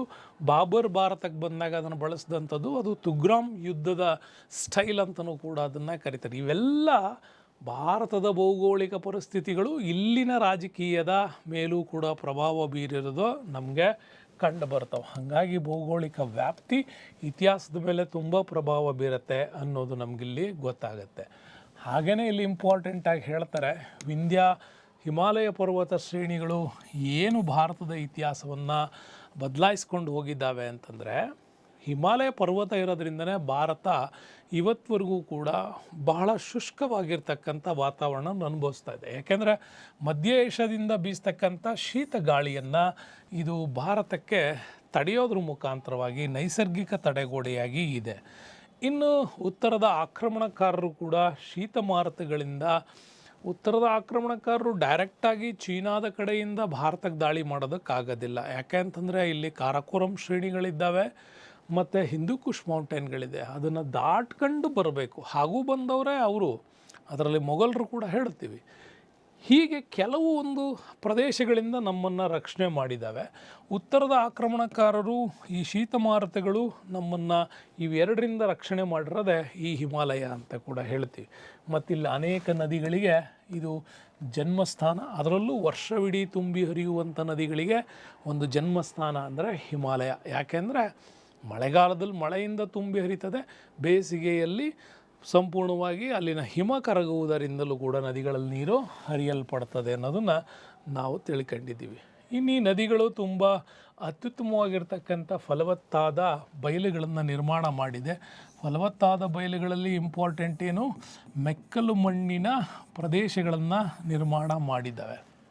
ಯಾಕೆಂದರೆ ನದಿಗಳು ಹರಿದು ಬರುವಾಗ ಅಂದರೆ ಸಂಚಯನ ಕ್ರಿಯೆಗೊಂಡಾಗ ತಂದು ಹಾಕತಕ್ಕಂತಹ ಆ ಮಣ್ಣಲ್ಲಿ ಬಹಳಷ್ಟು ರೀತಿಯ ಜೈವಿಕ ಅಂಶಗಳಿರೋದರಿಂದಾಗಿ ಅತ್ಯುತ್ತಮವಾಗಿರ್ತಕ್ಕಂಥ ಕೃಷಿಗೆ ಉಪಯೋಗ ಆಗಿದೆ. ಕೃಷಿಗೆ ಉಪಯೋಗ ಆಗಿರೋದ್ರಿಂದ ಇಲ್ಲಿ ನಾಗರಿಕತೆಗಳು ಸೆಟ್ ಆಗಿದ್ದಾವೆ. ನಾಗರಿಕತೆಗಳು ತುಂಬ ಶ್ರೀಮಂತಿಕೆ ಆಗಿದ್ದರಿಂದಾಗಿ ಇಲ್ಲಿ ಸಾಮ್ರಾಜ್ಯಗಳ ಕಲ್ಪನೆಗಳು ಕೂಡ ಬಂದವು. ಹಾಗಾಗಿನೇ ನಾವು ನೋಡ್ತೀವಿ, ಮಗಧ ಸಾಮ್ರಾಜ್ಯ ಇಲ್ಲಿ ಆಳ್ವಿಕೆ ಮಾಡ್ತು, ಮುಂದೆ ಮೌರ್ಯ ಸಾಮ್ರಾಜ್ಯ ಇಲ್ಲಿ ಆಳ್ವಿಕೆ ಮಾಡ್ತು, ಆಮೇಲೆ ಗುಪ್ತ ಸಾಮ್ರಾಜ್ಯ, ವರ್ಧನ ಸಂತತಿ ಪ್ರಮುಖವಾಗಿ ಆಳಿದವು. ಅದು ಬಿಟ್ಟು ಕುಶಾನರು, ಪರ್ಷಿಯನ್ನರು, ಗ್ರೀಕರು, ನಂದರು ಮತ್ತು ಶುಂಗರು, ಆಮೇಲೆ ಭಾಳಷ್ಟು ಸಂತತಿಗಳು ಕೂಡ ಆಳಿದ್ದು. ಯಾಕೆ ಉತ್ತರ ಭಾರತವನ್ನು ಅಂದರೆ ಅಲ್ಲಿ ಫಲವತ್ತಾಗಿತ್ತು, ಕೃಷಿ ಉತ್ತಮವಾಗಿತ್ತು, ವಾಣಿಜ್ಯ ಸಂಸ್ಕೃತಿ ಬೆಳೀತು, ಅಧಿಕಾರ ತುಂಬ ಚೆನ್ನಾಗಿ ಮಾಡ್ಕೊಂಡು ಹೋದರು ಅಂತ. ಹಾಗಾಗಿ ಇಲ್ಲಿ ಸಿಕ್ಕಂತಹ ಒಂದು ಸಮೃದ್ಧಿ ಮತ್ತು ಸಿರಿವಂತಿಕೆಯನ್ನು, ಮೂಲಭೂತ ಅವಶ್ಯಕತೆಗಳನ್ನು ಇವು ಈಡೇರಿಸಿದ್ರಿಂದಾಗಿ ಈ ಭಾಗದಲ್ಲಿ ಭಾಳಷ್ಟು ಡೆವಲಪ್ಮೆಂಟ್ ಆಯಿತು. ಜೊತೆಗೆ ಏನು ಮಾಡ್ತಾರೆ, ಇದು ಮಾನವನ ಒಂದು ಭೌತಿಕ, ಆಧ್ಯಾತ್ಮಿಕ ಮತ್ತು ತಂತ್ರಜ್ಞಾನದ ಬೆಳವಣಿಗೆಗೂ ಕೂಡ, ಈ ತತ್ವಜ್ಞಾನದ ಬೆಳವಣಿಗೆಗೆ ತುಂಬಾ ಇದು ದಾರಿ ಮಾಡಿಕೊಟ್ಟಿದೆ. ಎಕ್ಸ್ಪೆಷಲಿ ನಮ್ಮಲ್ಲಿ ಇತಿಹಾಸ ತಜ್ಞರು ಹೇಳ್ತಾರೆ, ಬಹಳಷ್ಟು ಉತ್ತರ ಭಾರತದ ತತ್ವಜ್ಞಾನದ ಡೆವಲಪ್ಮೆಂಟ್ಸು ವೈದಿಕ ಸಾಹಿತ್ಯದಲ್ಲಾಗಿತ್ತು ಅಂತ. ವೈದಿಕ ಸಾಹಿತ್ಯದ ನಂತರ ತತ್ವಜ್ಞಾನದ ಬೆಳವಣಿಗೆ ಎಲ್ಲ ದಕ್ಷಿಣ ಭಾರತದ ಕೊಡುಗೆ ಅಂತಲೂ ಕೂಡ ಭಾಳಷ್ಟು ಜನ ಅದನ್ನು ಉಲ್ಲೇಖ ಮಾಡ್ತಾರೆ. ಮೂಲ ಹಂತದ ವೈದಿಕ ಸಾಹಿತ್ಯದ ಬೆಳವಣಿಗೆಯ ತತ್ವಜ್ಞಾನ ಏನಿದೆ ಅದು ಅಲ್ಲಿದು ಜೈನ, ಬೌದ್ಧ ಮತ್ತು ವೈದಿಕ ಸಾಹಿತ್ಯಗಳು. ಅದೇ ದಕ್ಷಿಣ ಭಾರತದಿಂದ ನೋಡು, ಶಂಕರಾಚಾರ್ಯರಿಂದ ಮಧ್ಯಕಾಲೀನ ಯುಗದಲ್ಲಿ ಅಲ್ಲಿನ ತತ್ವಜ್ಞಾನ ಡೆವಲಪ್ಮೆಂಟ್ ಆಗಿದೆ ಅಂದರೆ ಅದು ಶಂಕರಾಚಾರ್ಯರ ಒಂದು ಪ್ರಭಾವದಿಂದಾಗಿ. ಆಮೇಲೆ ಹಿಂದೂ ಧರ್ಮದ ಪುನರುತ್ಥಾನದ ಕ್ರಮಗಳನ್ನು ಶಂಕರಾಚಾರ್ಯರು ಅಳವಡಿಸ್ಕೊಂಡಿದ್ದರಿಂದಾಗಿಯೇ ಇಲ್ಲಿಂದ ಅದ್ವೈತ, ವಿಶಿಷ್ಟಾದ್ವೈತ, ದ್ವೈತ, ಶಕ್ತಿ ವಿಶಿಷ್ಟಾದ್ವೈತ, ಭಾಳಷ್ಟು ಈ ಅದ್ವೈತಗಳ ಕಲ್ಪನೆಗಳು ಉತ್ತರ ಭಾರತದಲ್ಲಿ ಡೆವಲಪ್ ಆಗಿದ್ದೆ ಇಲ್ಲಿಂದ ಅಂತ ಹೇಳ್ತೀವಿ. ಹೀಗೆ ಭಾರತದಲ್ಲಿ ಒಂದು ಪರಿಸರ ಇಷ್ಟೊಂದು ಇತಿಹಾಸವನ್ನು ಏನು ಮಾಡುತ್ತೆ, ಬದಲಾವಣೆ ಮಾಡುತ್ತೆ ಅಂತ. ನೆಕ್ಸ್ಟು ಇಲ್ಲಿ ಮಹಾನ್ ನಾಗರಿಕತೆಗಳಲ್ಲಿ ನಾವು ಹೇಳಿದಾಗೆ ಸಿಂಧು, ವೈದಿಕ ಸಂಸ್ಕೃತಿ, ಹಾಗೆಯೇ ಉತ್ತರದ ಕಣಿವೆಗಳ ಪ್ರದೇಶಗಳು ಓಪನ್ ಆಗಿದ್ದರಿಂದಾಗಿ ಖೈಬರ್ ಮತ್ತು ಬೋಲಾನ್ ಕಣಿವೆಗಳ ಮುಖಾಂತರ ಗಜ್ನಿ, ಗೋರಿ ಇಂತಹ ವಿದೇಶಿಯರು ಮತ್ತು ಭಾರತದ ಸಿಲ್ಕ್ ರೂಟ್ ಅಂತ ಕರಿತೀವಿ, ಇಲ್ಲಿಂದ ನಾವು ಹೊರದೇಶಗಳಿಗೆ ವ್ಯಾಪಾರದ ಮಾರುಕಟ್ಟೆ, ಪಾಶ್ಚಿಮಾತ್ಯರೊಂದಿಗೆ ವಾಣಿಜ್ಯ, ಸಾಂಸ್ಕೃತಿಕ ಸಂಬಂಧಗಳು ಡೆವಲಪ್ಮೆಂಟ್ ಆಗೋದಕ್ಕೆ, ಇವೆಲ್ಲವೂ ಕೂಡ ಡೆವಲಪ್ಮೆಂಟ್ ಆಗೋದಕ್ಕೆ ಇದೇ ಪ್ರಾಕೃತಿಕ ಪರಿಸ್ಥಿತಿ ನಮಗೆ ಹೆಲ್ಪ್ ಮಾಡ್ತು ಅಂತಲೂ ಕೂಡ ಹೇಳ್ಬೋದು. ಇನ್ನು ದಕ್ಕನ್ ಪ್ರಸ್ಥಭೂಮಿ ಭಾಗಕ್ಕೆ ಬಂದರೆ, ದಕ್ಷಿಣದ ಭಾಗಕ್ಕೆ ಬಂದರೆ, ಇಲ್ಲೂ ಕೂಡ ಪಶ್ಚಿಮದ ಮರುಭೂಮಿ ಮತ್ತು ದಕ್ಷಿಣದ ಒಂದು ಪ್ರಸ್ಥಭೂಮಿ, ಇಲ್ಲಿ ಹೆಚ್ಚಾಗಿ ದಟ್ಟವಾದ ಕಾಡುಗಳಿದೆ, ಜನರನ್ನು ಕಠಿಣ ಪರಿಶ್ರಮಿಗಳನ್ನಾಗಿ ಮಾಡಿದೆ, ಜೊತೆಗೆ ಇಲ್ಲಿ ಯುದ್ಧ ಪ್ರಿಯರನ್ನಾಗಿ ಪರಿವರ್ತನೆ ಮಾಡಿರೋದು ಕೂಡ ಇಲ್ಲಿನ ಪರಿಸರ. ಅವ್ರು ಹೇಳ್ತಾರೆ, ದಕ್ಷಿಣಕ್ಕಿರುವಂತಹ ಸಮುದ್ರಗಳು ಒಂದು ಕಾಲದಲ್ಲಿ ತಡೆಬೇಲಿಗಳಂತೆ ಭಾರತವನ್ನು ಸಂರಕ್ಷಣೆ ಮಾಡಿತ್ತು ಅಂತ. ಆದರೆ ನಂತರದಲ್ಲಿ ಜಗತ್ತಿನ ಇತರ ರಾಷ್ಟ್ರಗಳು ಇದರ ಮೇಲೆ ಒಂದು ತಮ್ಮ ತಮ್ಮ ಸಂಪರ್ಕಗಳನ್ನು ಮಾಡಿದ್ದರಿಂದಾಗಿ ಅಲ್ಲಿಂದ ಶುರುವಾಯಿತು ನಮಗೆ ಪೋರ್ಚುಗೀಸು, ಡಚ್ಚು, ಬ್ರಿಟಿಷು, ಫ್ರೆಂಚು, ಈ ಥರದ ಡೇನಿಷು ಇವೆಲ್ಲ ಬೆಳಿಲಿಕ್ಕೆ ಇದೊಂದು ಸಂಪರ್ಕ ಸಾಧನವಾಗಿಯೂ ಕೂಡ ನಮ್ಮಲ್ಲಿ ಸಮುದ್ರಗಳು ಏನಾದವು ಪರಿಚಯವನ್ನು ಪಾಶ್ಚಿಮಾತ್ಯರೊಂದಿಗೆ ಬೆಸೆಯಿತು ಅಂತ ಕೂಡ ಹೇಳ್ತಾರೆ. ಹೀಗೇನೇ ಇದ್ರೂ ಕೂಡ ಭಾರತದಲ್ಲಿ ಉಪಖಂಡದಲ್ಲಿ ಬಹಳಷ್ಟು ಭೌಗೋಳಿಕ ವೈವಿಧ್ಯತೆ ಅಂತೂ ಕಂಡುಬರುತ್ತೆ. ದಕ್ಷಿಣ ಭಾಗದಲ್ಲಿ ಉಷ್ಣವಲಯದ ಸಂಸ್ಕೃತಿ ಕಂಡುಬಂದರೆ, ಅದೇ ಕರ್ಕಾಟಕ ಸಂಕ್ರಾಂತಿಯಿಂದ ಮೇಲ್ಭಾಗಕ್ಕೆ ಹೋದರೆ ನಮಗೆ ಹಿಮಾಲಯದ ಝೋನ್ ಪೂರ್ತಿ ಸಮಶೀತೋಷ್ಣ ವಲಯದ ಫೀಲಿಂಗ್ ಕೊಡುತ್ತೆ. ಒಂದು ಕಡೆ ನಮ್ಮಲ್ಲಿ ಪಶ್ಚಿಮಕ್ಕೆ ಬಂದರೆ ಮರುಭೂಮಿಯ ಕಾನ್ಸೆಪ್ಟ್ ಕೊಟ್ಟರೆ, ಮತ್ತೊಂದು ಕಡೆ ನಮಗೆ ಹೆಚ್ಚು ಮಳೆ, ಹೆಚ್ಚು ಕಾಡು, ಹೆಚ್ಚು ಶೀತ, ಈ ಥರದ ಒಂದು ಮಿಕ್ಸಡ್ ಆಗಿರ್ತಕ್ಕಂತಹ ಪೂರ್ವ ರಾಜ್ಯಗಳ ಕಲ್ಪನೆಯನ್ನು ಕೂಡ ಕೊಡುತ್ತೆ. ಏನೇ ಆಗಲಿ, ಭಾರತ ವೈವಿಧ್ಯಮಯವಾಗಿರ್ತಕ್ಕಂಥ ಭೌಗೋಳಿಕ ಭಿನ್ನತೆ ಹೊಂದಿರೋದ್ರಿಂದಾಗಿ ಇಲ್ಲಿ ಬಹಳಷ್ಟು ವೈವಿಧ್ಯಪೂರ್ಣವಾದಂಥ ವಿಚಾರಗಳು ಡೆವಲಪ್ಮೆಂಟ್ಸ್ ಆಗಿದೆ. ಉಡುಗೆ ತೊಡುಗೆ ಪ್ರತಿ ಎವ್ರಿ 10 ಕಿಲೋಮೀಟರ್ಸ್ಗೆ ಭಾರತದ ಸಂಸ್ಕೃತಿ ಚೇಂಜ್ ಆಗಿದೆ. ಕಾರಣ ಇಲ್ಲಿನ ಪರಿಸರ. ಹಾಗಾಗಿ ಇಲ್ಲಿನ ಜನಾಂಗಗಳು ಮೂಲತಃದಿಂದ ಚೇಂಜ್ ಆಗಿದ್ದಾವೆ. ದ್ರಾವಿಡ, ಆಲ್ಫೈನ್, ಮಂಗೋಲಾಯ್ಡ್ಸ್ ಮುಂತಾದ ಕುಲಗಳ ಡೆವಲಪ್ಮೆಂಟ್ ಆಗಿದೆ. ವಿವಿಧ ಜನಾಂಗಗಳು ಅಸ್ತಿತ್ವದಲ್ಲಿದ್ದಾವೆ, ಅನೇಕ ಭಾಷೆಗಳಿದೆ, ಸಂಸ್ಕೃತಿಗಳಿದೆ. ಇವೆಲ್ಲವೂ ಭಾರತೀಯ ನೆಲದಲ್ಲಿ ತುಂಬಾ ಬೆಳವಣಿಗೆ ಆಗೋದಕ್ಕೆ ಇಲ್ಲಿ ಸಹಾಯಕ ಆಗಿದೆ ಅಂತಾರೆ. ಇನ್ನು ಉತ್ತರದ ಮತ್ತು ದಕ್ಷಿಣದ ನದಿ ಬಯಲುಗಳು ಕೂಡ ಭಾರತದ ಇತಿಹಾಸದ ಮೇಲೆ ತುಂಬ ಪ್ರಭಾವ ಬೀರ್ತವೆ. ಹೆಂಗೆ ಅಂತೀರಾ, ಅತಿ ಪುರಾತನ ಕಾಲದಿಂದಲೂ ಕೂಡ ಈ ದೇಶ ಕೃಷಿ ಪ್ರಧಾನವಾಗಿರ್ತಕ್ಕಂಥ ರಾಷ್ಟ್ರ. ಕೃಷಿಗೇ ಹೆಚ್ಚಿನ ಆದ್ಯತೆ ಇತ್ತು, ಕೃಷಿಯನ್ನು ನಂಬಿ ಬದುಕ್ತಾ ಇದ್ರು. ಒಂದು ಕಾಲಕ್ಕೆ ಇದು 72% ಇದ್ದಿದ್ದು ಈಗ 53%ಗೆ ಬರ್ತಾ ಇದೆ. ಅಂದರೆ ಅರ್ಥ ನಮ್ಮಲ್ಲಿ ತೃತೀಯ ವರ್ಗದ ಉದ್ಯೋಗಗಳಿಗೆ ಹೆಚ್ಚಿನ ಒಂದು ಡೆವಲಪ್ಮೆಂಟ್ಸ್ ಕೊಟ್ಟಿರೋದು. ದ್ವಿತೀಯ ಮತ್ತು ತೃತೀಯ ವರ್ಗದ ಉದ್ಯೋಗಗಳು ಹೆಚ್ಚಾಗ್ತಾ ಇರೋದ್ರಿಂದಾಗಿ ಪ್ರಾಥಮಿಕ ವಲಯದ ಮೇಲೆ ಅಂದರೆ ಕೃಷಿ ಪ್ರಧಾನವಾಗಿರ್ತಕ್ಕಂಥ ಪರ್ಸಂಟೇಜ್ ಕಡಿಮೆ ಆಗ್ತಾ ಇದೆ ಅಂತ. ಮತ್ತು ಎರಡನೇ ಹಂತದ ಹಸಿರೀಕರಣ ಮತ್ತು ಕೃಷಿ ಯಾಂತ್ರೀಕರಣ ವ್ಯವಸ್ಥೆಗಳು ಡೆವಲಪ್ಮೆಂಟ್ ಆಗಿದ ಮೇಲೆ ಮತ್ತೆ ಕೃಷಿ ಸಂಖ್ಯೆಯಲ್ಲಿ ಸ್ವಲ್ಪ ಹೆಚ್ಚಳ ಆಗ್ತಾಯಿದೆ. ಯಾಕೆಂದರೆ ಕೃಷಿಯನ್ನು ಕೇವಲ ಬರೀ ಬೇಸಾಯ ಮಾಡ್ಕೊಳ್ಳೋದು, ತಿನ್ನೋದು ಅಂತಲ್ಲ, ಈಗ ಕೃಷಿಯನ್ನು ಒಂದು ಉದ್ಯಮವಾಗಿ ಪರಿವರ್ತನೆ ಆಗ್ತಾ ಇರೋದ್ರಿಂದಾಗಿ ಇಲ್ಲೂ ಕೂಡ ಹೊಸ ತಂತ್ರಜ್ಞಾನಗಳ ಅಳವಡಿಕೆ ಮತ್ತು ಕೃಷಿ ಅವಲಂಬಿತವಾದಂಥ ಪರಿಸ್ಥಿತಿಗಳು ಚೇಂಜ್ ಆಗ್ತಾ ಇದೆ ಅಂತ. ಜಸ್ಟ್ ನೀವು ಇತ್ತೀಚಿನ ವಿಚಾರಗಳನ್ನು ಗಮನಿಸಿದರೆ, ಕೊರೋನಾ ಬಂದ ಮೇಲೆ ಭಾರತದಲ್ಲಿ, ಅದರಲ್ಲೂ ಕರ್ನಾಟಕದಲ್ಲಿ ಸಾವಯವ ಕೃಷಿ ಕಾನ್ಸೆಪ್ಟ್ ಹೆಂಗೆ ದಿಢೀರಂತ ಡೆವಲಪ್ಮೆಂಟ್ ಆಯ್ತಲ್ಲ, ಹಾಗೆ ಯಾವುದೋ ಒಂದು ಪರಿವರ್ತನೆ ಭಾರತದಲ್ಲಿ ಈ ಥರದ ಒಂದು ಕೃಷಿ ಡೆವಲಪ್ಮೆಂಟ್ ಆಗ್ತಾ ಇರೋದು.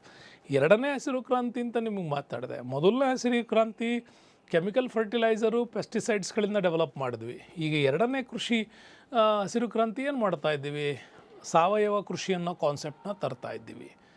ಇದು ಕೂಡ ಹೊಸದಾಗಿರ್ತಕ್ಕಂಥ ಒಂದು ಭೂಮಿಯನ್ನು ಫಲವತ್ತತೆಗೊಳಿಸೋದ್ರ ಜೊತೆಗೆ ಆರೋಗ್ಯದ ಕಲ್ಪನೆಯನ್ನು ಇಟ್ಕೊಂಡಿದ್ದೀವಿ.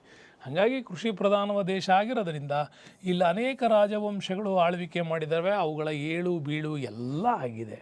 ಮತ್ತು ಇಲ್ಲಿನ ಧಾರ್ಮಿಕ, ಸಾಂಸ್ಕೃತಿಕ, ವಾಣಿಜ್ಯ ಕೇಂದ್ರಗಳ ಬೆಳವಣಿಗೆನೂ ಕೂಡ ಆಗಿರೋದು ಬಹಳ ಮುಖ್ಯವಾಗಿ ನಮಗಿಲ್ಲವೂ ಕಾಣಿಸ್ಕೊಳ್ತವೆ ಅಂತ ಹೇಳ್ಬೋದು. ಇನ್ನಿಲ್ಲಿ ಅನೇಕ ಖನಿಜಗಳಿರೋದ್ರಿಂದ ವೈವಿಧ್ಯಮಯವಾಗಿರ್ತಕ್ಕಂಥ ಒಂದು ವ್ಯವಸ್ಥೆಯಲ್ಲಿ ಅನೇಕ ಬಂಡೆಗಳು ಸಿಗೋದ್ರಿಂದ ಮರಳುಗಲ್ಲುಗಳು, ಗ್ರಾನೈಟ್ಗಳು ಸಿಗ್ತವೆ, ಅಮೃತ ಶಿಲೆಯಂತಹ ಬಂಡೆಗಳು ಸಿಗ್ತವೆ ನಮಗೆ. ಇನ್ನೂ ಹೇಳಬೇಕು ಅಂದರೆ ಶಿಲೆಗಳ ಲಭ್ಯತೆ ಇದೆ. ಅರಮನೆಗಳನ್ನು ಕಟ್ಟಿದ್ದಾರೆ, ಕೋಟೆಗಳನ್ನು ಕಟ್ಟಿದ್ದಾರೆ, ವಾಸ್ತುಶಿಲ್ಪಗಳ ಬೆಳವಣಿಗೆಯಾಗಿದೆ, ಮೂರ್ತಿ ಶಿಲ್ಪಕಲೆ ಜಾಸ್ತಿ ಬೆಳವಣಿಗೆಯಾಗಿದೆ, ಬೆಟ್ಟ ಗುಡ್ಡಗಳ ಬೃಹತ್ ಶಿಲೆಗಳು ಕೂಡ ಗುಹಾಂತರ ದೇವಾಲಯಗಳ ಬೆಳವಣಿಗೆಗೂ ಕೂಡ ಕಾರಣವಾಗಿದೆ. ಹೀಗೆ ವಿಪುಲವಾದಂಥ ಮಳೆ, ಅನುಕೂಲಕರವಾದಂಥ ವಾತಾವರಣ, ಸಂಪದ್ಭರಿತ ಮತ್ತು ವೈವಿಧ್ಯಪೂರ್ಣವಾಗಿರ್ತಕ್ಕಂಥ ಸಸ್ಯ ಮತ್ತು ಪ್ರಾಣಿ ವರ್ಗ ಇವೆಲ್ಲವೂ ಕೂಡ ಇರೋದರಿಂದಾಗಿ ಹಿಮಾಲಯ ಪರ್ವತ, ಮರುಭೂಮಿ, ಗುಡ್ಡಗಾಡು ಇವೆಲ್ಲ ಪ್ರದೇಶಗಳನ್ನು ಹೊರತುಪಡಿಸಿಯೂ ಭಾರತ ಉಷ್ಣವಲಯದಲ್ಲಿ ಕಂಡು ಬರೋದರಿಂದ ಇಲ್ಲಿನ ವಾತಾವರಣ ಮನುಷ್ಯನ ಒಂದು ಸರ್ವಾಂಗೀಣ ಅಭಿವೃದ್ಧಿಗೆ ತುಂಬಾ ಏನಾಗಿದೆ, ಹೆಲ್ಪ್ಫುಲ್ ಆಗಿದೆ ಅಂತಲೂ ಕೂಡ ಹೇಳ್ಬೋದು.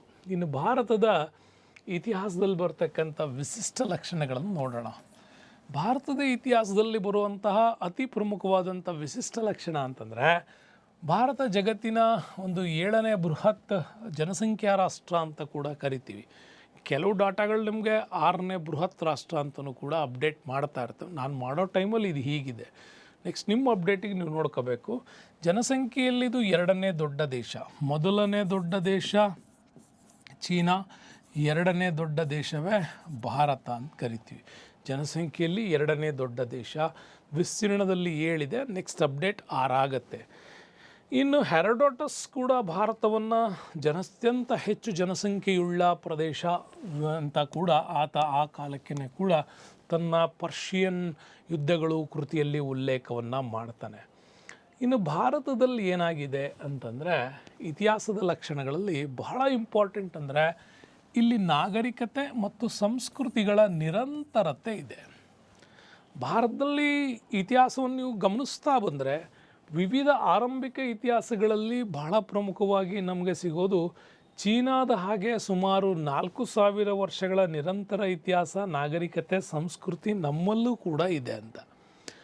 ಎವ್ರಿ ಟೈಮ್ ಭಾರತೀಯ ಆಡಳಿತ, ರಾಜಕೀಯ, ಸಂಸ್ಕೃತಿ ಪ್ರತಿಯೊಂದೂ ಕೂಡ ಚೇಂಜ್ ಆಗ್ತಾನೇ ಇದೆ. ಹಾಗಾಗಿ ಭಾರತದಲ್ಲಿ ನಾಗರಿಕತೆಯಿಂದ ಹಿಡಿದು ಸಂಸ್ಕೃತಿಗಳ ನಿರಂತರತೆ ಯಾವಾಗಲೂ ನೋಡಿ. ಸಿಂಧೂ ಬಯಲಿನ ನಾಗರಿಕತೆ ತೆಗೆದುಕೊಂಡ್ರೆ ನಗರ ಸಂಸ್ಕೃತಿ ಕಾಣ್ತೀವಿ, ವೇದಗಳ ಕಾಲದ ನಾಗರಿಕತೆ ತೆಗೆದುಕೊಂಡ್ರೆ ಗ್ರಾಮೀಣ ಸಂಸ್ಕೃತಿ ಕಾಣ್ತೀವಿ. ನೋಡಿ, ಗ್ರಾಮೀಣ ಸಂಸ್ಕೃತಿಗಳ ನಿರಂತರತೆ ಇದು. ಹೀಗೆ ಬದಲಾವಣೆ ಆಗ್ತಾ ಇರೋದು ನಮಗೂ ಕೂಡ ಭಾರತದಲ್ಲಿದೆ. ಇನ್ನು ಭಾರತದಲ್ಲಿ ಸ್ತರಬದ್ಧ ವಿಕಾಸ ಅಂತ ಕೂಡ ಕರಿತೀವಿ. ಏನು ಸ್ತರಬದ್ಧ ವಿಕಾಸ ಅಂತಂದರೆ, ಭಾರತದಲ್ಲಿ ಅನೇಕ ಹಂತಗಳಲ್ಲಿ ನಾವು ನೋಡ್ಬೋದು.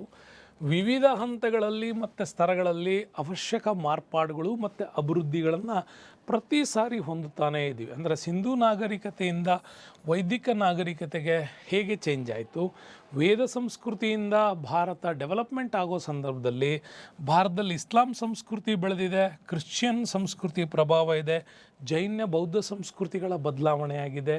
ಇದನ್ನು ನಾವೇನಂತೀವಿ ಅಂದರೆ ಸ್ತರಬದ್ಧ ವಿಕಾಸ ಅಂತ ಕೂಡ ಕರಿತೀವಿ. ಹೀಗೆ ವಿಕಾಸವಾಗ್ತಾ ಒಂದನ್ನೊಂದು ಜೋಡಿಸುವ ಕೊಂಡಿಗಳಾಗಿ ಭಾರತದಲ್ಲಿ ಇತಿಹಾಸ ಒಂದು ಪ್ರಮುಖವಾದ ಲಕ್ಷಣವನ್ನು ಹೊಂದುತ್ತೆ. ಇನ್ನು ಭಾರತದ ಇತಿಹಾಸವನ್ನು ನೀವು ನೋಡ್ತಾ ಹೋದರೆ ಪ್ರತಿ ಬಾರಿ ನೀವು ಇತಿಹಾಸದಲ್ಲಿ ಓದಬೇಕು ವಿದೇಶಿ ದಾಳಿಗಳ ಬಗ್ಗೆ. ಭಾರತ ಒಂದು ಸಮೃದ್ಧವಾದ ದೇಶ, ಸಂಪದ್ಭರಿತವಾಗಿದೆ. ಭಾರತದ ಕಲ್ಪನೆ ತುಂಬ ಅದ್ಭುತವಾಗಿತ್ತು. ಹಾಗಾಗಿ ಪ್ರತಿ ಹಂತದಿಂದ ನೀವು ವೇದಗಳ ಕಾಲದ ನಾಗರಿಕತೆ ಓದುವಾಗಲೇ ಆರ್ಯರು ಮಧ್ಯ ಏಷ್ಯಾದಿಂದ ಬಂದರು ಅಂತ ಕರಿತೀವಿ. ದ್ರಾವಿಡರ ಮೇಲಾದಂಥ ದಾಳಿಗಳು ಅಂತ ಓದ್ತೀವಿ. ಅಲ್ಲಿಂದ ಶುರುವಾದಂಥ ದಾಳಿಗಳು ಭಾರತದಲ್ಲಿ ಕಂಟಿನ್ಯೂಯಸ್ ಆಗಿದೆ. ಹಾಗಾಗಿ ಉತ್ತರ ಭಾರತದಲ್ಲಿ ಮೇಲಿಂದ ಮೇಲೆ ವಿದೇಶಿಯರ ದಾಳಿಯ ಪ್ರಭಾವಕ್ಕಿದೆ. ಹಾಗಾಗಿ ಮೊದಲು ಗ್ರೀಕರು, ಪರ್ಷಿಯನ್ನರು, ಹೂಣರು, ಶಕರು, ಅರಬ್ಬರು, ಟರ್ಕರು, ಕುಶಾನರು, ಅಫ್ಘಾನರು ಇವರೆಲ್ಲರೂ ಭಾರತದ ಮೇಲೆ ಮಾಡಿರ್ತಕ್ಕಂಥ ದಾಳಿಗಳನ್ನು ನೋಡ್ತಾನೇ ಬರ್ತಾಯಿದ್ವಿ.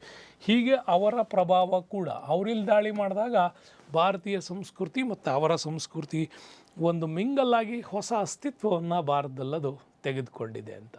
ಇನ್ನು ಈ ಆಕ್ರಮಣಕಾರರು ಭಾರತೀಯ ಸಂಸ್ಕೃತಿಗೂ ಕೂಡ ತಮ್ಮದೇ ಆಗಿರ್ತಕ್ಕಂಥ ಕೊಡುಗೆ ಕೊಡ್ತಿದ್ದಾರೆ ಅಂತ ಹೇಳಿದೆ. ಗ್ರೀಕ್ ಸಂಸ್ಕೃತಿ ಭಾರತದ ಮೇಲೆ ಪ್ರಭಾವ ಏನು ಬೀರ್ತು? ನೀವು ಎಜಿಸಿಲಸ್ ಅಂತಕ್ಕಂಥವನು ಒಬ್ಬ ಭಾರತದಾಗ ಬಂದಿದ್ದರಿಂದ ಗಾಂಧಾರ ಶಿಲ್ಪಕಲೆ ಇಲ್ಲಿ ಬೆಳವಣಿಗೆ ಆಯಿತು. ಕುಶಾನರಿಂದಾಗಿಯೇ ಬೌದ್ಧ ಧರ್ಮದಲ್ಲಿ ಮಹಾಯಾನ ಪಂಥ ಶುರುವಾಯಿತು. ಹೀಗೆ ಒಬ್ಬೊಬ್ಬರು ಒಂದೊಂದು ರೀತಿಯ ಸಂಸ್ಕೃತಿಯನ್ನು ಇಲ್ಲಿ ಡೆವಲಪ್ಮೆಂಟ್ ಮಾಡ್ಯಾರ. ಯಾವಾಗ ಇಂಗ್ಲೀಷರು ಇದಕ್ಕೆ ಸ್ವಲ್ಪ ವಿಭಿನ್ನವಾಗಿ ಕಾಣ್ತಾರೆ ಅಂದರೆ, ದೀರ್ಘಕಾಲ ಭಾರತದವನ್ನು ಆಳಿದರೂ ಕೂಡ ಭಾರತದ ಸಂಸ್ಕೃತಿಯ ಭಾಗ ಆಗಲಿಲ್ಲ ಅವರು, ಅವ್ರದ್ದೇ ಆದಂಥ ಕಲ್ಚರ್. ಆದರೆ ದಕ್ಷಿಣ ಭಾರತ ಇಂತಹ ದಾಳಿಗಳಿಗೆ ಯಾವತ್ತೂ ಒಳಗಾಗಿಲ್ಲ, ಬಹಳ ಕಡಿಮೆ ಈ ಥರದ ದಾಳಿಗಳಿಗೆ. ಹಾಗಾಗಿ ದಕ್ಷಿಣ ಭಾರತ ಈಗಲೂ ಕೂಡ ತನ್ನದೇ ಆಗಿರ್ತಕ್ಕಂಥ ವಿಭಿನ್ನ ಸಂಸ್ಕೃತಿಯನ್ನು ಭಾರತದಲ್ಲಿ ಬೆಳೆಸ್ಕೊಂಡು ಹೋಗ್ತಾ ಇದೆ ಅಂತ ನೋಡ್ತೀವಿ. ಇನ್ನು ಪ್ರಬಲವಾಗಿರ್ತಕ್ಕಂತಹ ಧರ್ಮ ಸಹಿಷ್ಣು ಭಾವನೆ ನಮ್ಮಲ್ಲಿ ಯಾವಾಗಲೂ ಕೂಡ ಕಾಡ್ತಾ ಇದೆ. ಪ್ರಬಲವಾಗಿರ್ತಕ್ಕಂಥ ಸಹಿಷ್ಣುತಾವಾದ ನಮ್ಮಲ್ಲಿ ಹಿಂದೂ ಧರ್ಮದಕ್ಕೆ ಯಾವಾಗಲೂ ಇದೆ. ಯಾಕೆಂದರೆ ಹಿಂದೂ ಧರ್ಮ ಯಾವತ್ತೂ ಕೂಡ ಇನ್ನೊಂದು ದೇಶದಲ್ಲಿ ಹೋಗಿ ತನ್ನ ಧರ್ಮ ಪ್ರಚಾರ ಕಾರ್ಯಗಳನ್ನು ಕೈಗೊಂಡಿಲ್ಲ. ಬಟ್ ಹಿಂದೂ ಧರ್ಮದ ನಾಡಿನಲ್ಲೇ ಜೈನ, ಬೌದ್ಧ, ಸಿಖ್, ಮುಸ್ಲಿಂ, ಕ್ರೈಸ್ತ, ಹೀಗೆ ಪಾರ್ಸಿ ವಿವಿಧ ಬುಡಕಟ್ಟು ಧರ್ಮ ಆಚರಣೆಗಳೆಲ್ಲ ಬೆಳವಣಿಗೆಯಾದರೂ ಕೂಡ ಹಿಂದೂ ಧರ್ಮ ಅದನ್ನೆಲ್ಲ ತನ್ನೊಳಗಿಟ್ಟುಕೊಂಡೆ ಇವತ್ತು ಕೂಡ ಭಾರತ ವಸುದೈವ ಕುಟುಂಬಕಂ ಅನ್ನೋದನ್ನು ಮತ್ತು ಸರ್ವೇ ಜನೋ ಸುಖಿನೋ ಭವಂತು ಅನ್ನುವ ತತ್ವದಲ್ಲಿ ನಂಬಿಕೆ ಇಟ್ಕೊಂಡು ಇವತ್ತು ಧರ್ಮ ಸಹಿಷ್ಣುತಾ ಭಾವನೆಯನ್ನು ಇದೊಂದಿದೆ. ಅಂದರೆ ಭಾರತ ವಿಶ್ವವನ್ನೇ ಒಂದು ಕುಟುಂಬ, ಸಮಸ್ತ ಜನರಿಗೂ ಇಲ್ಲಿ ಸುಖವಾಗಲಿ ಅನ್ನುವಂಥ ಕಲ್ಪನೆಯನ್ನು ಇಲ್ಲಿ ಯಾವಾಗಲೂ ನಮ್ಮಲ್ಲಿ ಅದನ್ನು ಹೇಳ್ಕೊಂಡು ಬರ್ತಾ ಇದ್ದೀವಿ. ಇನ್ನು ಜಗತ್ತಿನ ಕೊಡುಗೆಗಳಲ್ಲಿ ಭಾರತ ಕೂಡ ತುಂಬಾ ಪ್ರಮುಖವಾಗಿರ್ತಕ್ಕಂಥ ಒಂದು ಇತಿಹಾಸದ ಕೊಡುಗೆಯನ್ನು ಮಾಡುತ್ತೆ. ನೋಡಿ, ವರ್ಲ್ಡ್ ಲೆವೆಲಲ್ಲೂ ಮತ್ತು ಇಂಡಿಯಾದಲ್ಲೂ ಕೂಡ ಭಾರತದಲ್ಲಿ ರಚನೆಯಾದಂಥ ಸಾಹಿತ್ಯಗಳಲ್ಲೂ ಒಂದು ಜಗತ್ತಿನಾದ್ಯಂತ ರಚನೆಯಾದಂಥ ಸಾಹಿತ್ಯಗಳಲ್ಲೂ ತತ್ವಜ್ಞಾನ, ಸಂಗೀತ, ನೃತ್ಯ, ವಾಸ್ತುಶಿಲ್ಪ, ಮೂರ್ತಿಕಲೆ, ವಿಜ್ಞಾನ, ಯೋಗ, ವೈದ್ಯಕೀಯ, ಗಣಿತ, ಖಗೋಳಶಾಸ್ತ್ರ, ಶಿಕ್ಷಣ ಇವೆಲ್ಲವೂ ಕೂಡ ನಮ್ಮಲ್ಲಿ ತುಂಬಾ ಬದಲಾವಣೆಯಾಗಿ ಅನೇಕ ಕೊಡುಗೆಗಳನ್ನು ಕೊಟ್ಟಿದ್ದೇವೆ. ಅದರಲ್ಲೂ ವಾಸ್ತುಶಿಲ್ಪದ ಸಾಂಸ್ಕೃತಿಕ ಸ್ಮಾರಕಗಳಿಗೆ ಕೋಟೆಗಳು, ಗಿರಿದುರ್ಗಗಳು, ಅರಮನೆಗಳು, ದೇವಾಲಯಗಳು, ಸಮಾಧಿಗಳು, ಗುಹೆಗಳು, ಭಾರತೀಯ ಕಲಾ ಶ್ರೇಷ್ಠತೆಗೆ ಯಾವಾಗಲೂ ಇವು ಏನು ಮಾಡ್ತಾ ಇದ್ದಾವೆ, ಜಗತ್ತಿನ ಒಂದು ಬೆಳವಣಿಗೆಗೂ ಕೂಡ ಭಾರತೀಯ ಕಲೆ ಸಾಹಿತ್ಯ ತುಂಬಾ ಡೆವಲಪ್ಮೆಂಟ್ಸ್ ಮಾಡ್ತಾ ಇದೆ. ಹಾಗಾಗಿ ವಿಶ್ವಸಂಸ್ಥೆಯಲ್ಲಿರ್ತ ಒಂದು ವರ್ಲ್ಡ್ ಹೆರಿಟೇಜ್ ಸೈಟಲ್ಲಿ ಭಾರತವೂ ಕೂಡ ನೋಡಿ, ರಾಜಸ್ಥಾನದ ಗಿರಿದುರ್ಗಗಳಿರ್ಬೋದು, ಖಜುರಾಹೋದ ಒಂದು ದೇವಾಲಯಗಳಿರ್ಬೋದು, ಕೋನಾರ್ಕ್ನಲ್ಲಿರ್ತಕ್ಕಂಥ ದೇವಾಲಯ, ತಾಜ್ ಮಹಲ್ ಇರ್ಬೋದು, ಇನ್ನು ಜಂತರ್ ಮಂತರ್, ಗಯಾ, ಸಾಂಚಿ, ಅಜಂತ ಮತ್ತು ಎಲ್ಲೋರದ ಗುಹೆಗಳು, ಹಂಪಿ ಐಹೊಳೆ ಪಟ್ಟದಕಲ್ಲು, ಮಧುರೈ, ಕಂಚಿ, ಮಹಾಬಲಿಪುರಂ, ಗೋವಾದ ಚರ್ಚ್ಗಳು, ಹೀಗೆ ಹಲವಾರು ಕೂಡ ನಮ್ಮ ಯುನೆಸ್ಕೋ ವರ್ಲ್ಡ್ ಹೆರಿಟೇಜ್ ಸೈಟಲ್ಲಿ ಇವು ತಮ್ಮ ಘನತೆಯನ್ನು ಏನು ಮಾಡಿದ್ದಾವೆ, ಉಳಿಸ್ಕೊಂಡು ಹೋಗಿದೆ ಅಂತಲೂ ಕೂಡ ನಾವು ನೋಡ್ಬೋದು. ಇನ್ನು ಭಾರತದ ಯೋಗ ಮತ್ತು ಆಯುರ್ವೇದಗಳ ವಿಚಾರದಲ್ಲೂ ಕೂಡ ನಮ್ಮಲ್ಲಿ ಭಾಳಷ್ಟು ಕೊಡುಗೆಗಳಿದೆ. ಪತಂಜಲಿಯ ಆಯುರ್ವೇದದಿಂದ ಹಿಡಿದುಬಿಟ್ಟು ನಮ್ಮಲ್ಲಿ ಪಾಣಿನಿಯ ಒಂದು ಗ್ರಂಥಗಳೆಲ್ಲವೂ ಕೂಡ ಬಹಳ ದೊಡ್ಡ ಮಟ್ಟದಲ್ಲಿ ಯೋಗ, ಆಯುರ್ವೇದ ಮತ್ತು S.K. ಅಯ್ಯಂಗಾರ್ ಅವರ ಯೋಗ ಸಿಸ್ಟಮ್ಸ್ ಕೂಡ ಏನಿದೆ ಅದು ಕೂಡ ಇವೆಲ್ಲ ವಿಶ್ವ ಒಂದು ಲೆವೆಲಲ್ಲಿ ಮಾನವರ ದೈಹಿಕ ಮತ್ತು ಮಾನಸಿಕ ಆರೋಗ್ಯದ ಬಗ್ಗೆ ಭಾರತ ಅನುಸರ್ತಕ್ಕಂತಹ ಮತ್ತು ಅವುಗಳ ಆರೋಗ್ಯದ ರಕ್ಷಣೆ ಬಗ್ಗೆ ಭಾರತೀಯರು ವಿಶೇಷ ಕೊಡುಗೆಗಳನ್ನು ನೋಡ್ತೀವಿ. ಚರಕನ ಚರಕ ಸಂಹಿತೆ, ಸುಶ್ರುತನ ಸುಶ್ರುತ ಸಂಹಿತೆ, ಪತಂಜಲಿಯವರ ಆಯುರ್ವೇದ ಇವೆಲ್ಲ ವರ್ಲ್ಡ್ ಲೆವೆಲ್ಗೆ ಭಾರತವು ಕೂಡ ತನ್ನ ಕೊಡುಗೆಗಳನ್ನು ಕೊಡ್ತಾ ಬಂತು. ಇನ್ನು ಸಂಗೀತದ ವಿಚಾರದಲ್ಲಿ ಹಿಂದೂಸ್ತಾನಿ, ಕರ್ನಾಟಕ ಸಂಗೀತ, ಭರತನಾಟ್ಯ, ಕಥಕ್, ಕೂಚುಪುಡಿ, ಮೋಹಿನಿ ಅಟ್ಟಂನಂತಹ ಒಂದು ಗ್ರಾಮೀಣ ಭಾಗದ ಒಂದು ನೃತ್ಯ ಪ್ರಕಾರಗಳು ಕೂಡ ನಮ್ಮಲ್ಲಿ ಭಾರತೀಯರ ಕಲಾತ್ಮಕ ಕೊಡುಗೆಗಳು ಅಂತಲೂ ಕೂಡ ಇತಿಹಾಸದ ವಿಭಿನ್ನ ಲಕ್ಷಣಗಳಲ್ಲಿ ಇದನ್ನು ನಾವು ಹೇಳ್ತೀವಿ. ಇನ್ನು ಭಾರತಕ್ಕೆ ಮತ್ತು ವರ್ಲ್ಡ್ ಲೆವೆಲ್ಗೆ ಭಾರತದ ಅಭೂತಪೂರ್ವ ಕೊಡುಗೆ ಅಂತಂದರೆ ಇದು ಆರ್ಯಭಟನಿಂದ ಆಗಿರೋದು. ಭಾರತದ ಗಣಿತಜ್ಞರ ಕೊಡುಗೆಗಳು, ಅದರಲ್ಲೂ 0 ದಶಮಾಂಶ ಪದ್ಧತಿ ಪರಿಕಲ್ಪನೆ, ಜಗತ್ತಿನ ಗಣಿತ ಲೋಕಕ್ಕೆ ಭಾರತದ ಕೊಡುಗೆ ನೋಡ್ತೀವಿ. ಅದರಲ್ಲಿ ಮಹಾವೀರಾಚಾರ್ಯ, ಆರ್ಯಭಟ ಇವರ ಕೊಡುಗೆಗಳನ್ನು ನೋಡ್ತೀವಿ. ಇನ್ನು ಬ್ರಹ್ಮಗುಪ್ತನ ಶೂನ್ಯ ಸಿದ್ಧಾಂತ ಕೂಡ. ಇನ್ನು ಇಂದಿನ ಅಭಿವೃದ್ಧಿ ಹೊಂದಿದಂಥ ರಾಷ್ಟ್ರಗಳು ಕತ್ತಲೆ ಯುಗದಲ್ಲಿರುವಾಗ ಭಾರತವು ಬೌದ್ಧಿಕ ಮತ್ತು ಆಧ್ಯಾತ್ಮಿಕ ವೈಭವದ ಉತ್ತುಂಗದಲ್ಲಿತ್ತು ಅಂತ ಕೂಡ ಮ್ಯಾಕ್ಸ್ ಮುಲ್ಲರ್ನ ಹೇಳಿಕೆಗಳು ತುಂಬಾ ಅದ್ಭುತವಾಗಿ ಕಾಣಿಸ್ತದೆ ನಮಗೆ. ನಳಂದ, ತಕ್ಷಶಿಲಾ, ಉಜ್ಜಯಿನಿ, ಪ್ರಯಾಗ, ವಿಕ್ರಮಶಿಲಾ, ಕಾಶಿ, ಕಂಚಿ ಇವೆಲ್ಲ ಆ ಕಾಲದ ಅತ್ಯಂತ ಶ್ರೇಷ್ಠ ವಿಶ್ವವಿದ್ಯಾನಿಲಯಗಳಾಗಿ ಬೆಳೆದಿದ್ವು. ಹಾಗಾಗಿ ವಿದೇಶಗಳಿಂದ ಭಾರತಕ್ಕೆ ವಿದೇಶಿಯರನ್ನ ಆಕರ್ಷಣೆ ಮಾಡಿದ್ದು ಇದೇ ಯೂನಿವರ್ಸಿಟಿಗಳು ಅಂತ ಕೂಡ ಹೇಳ್ತೀವಿ.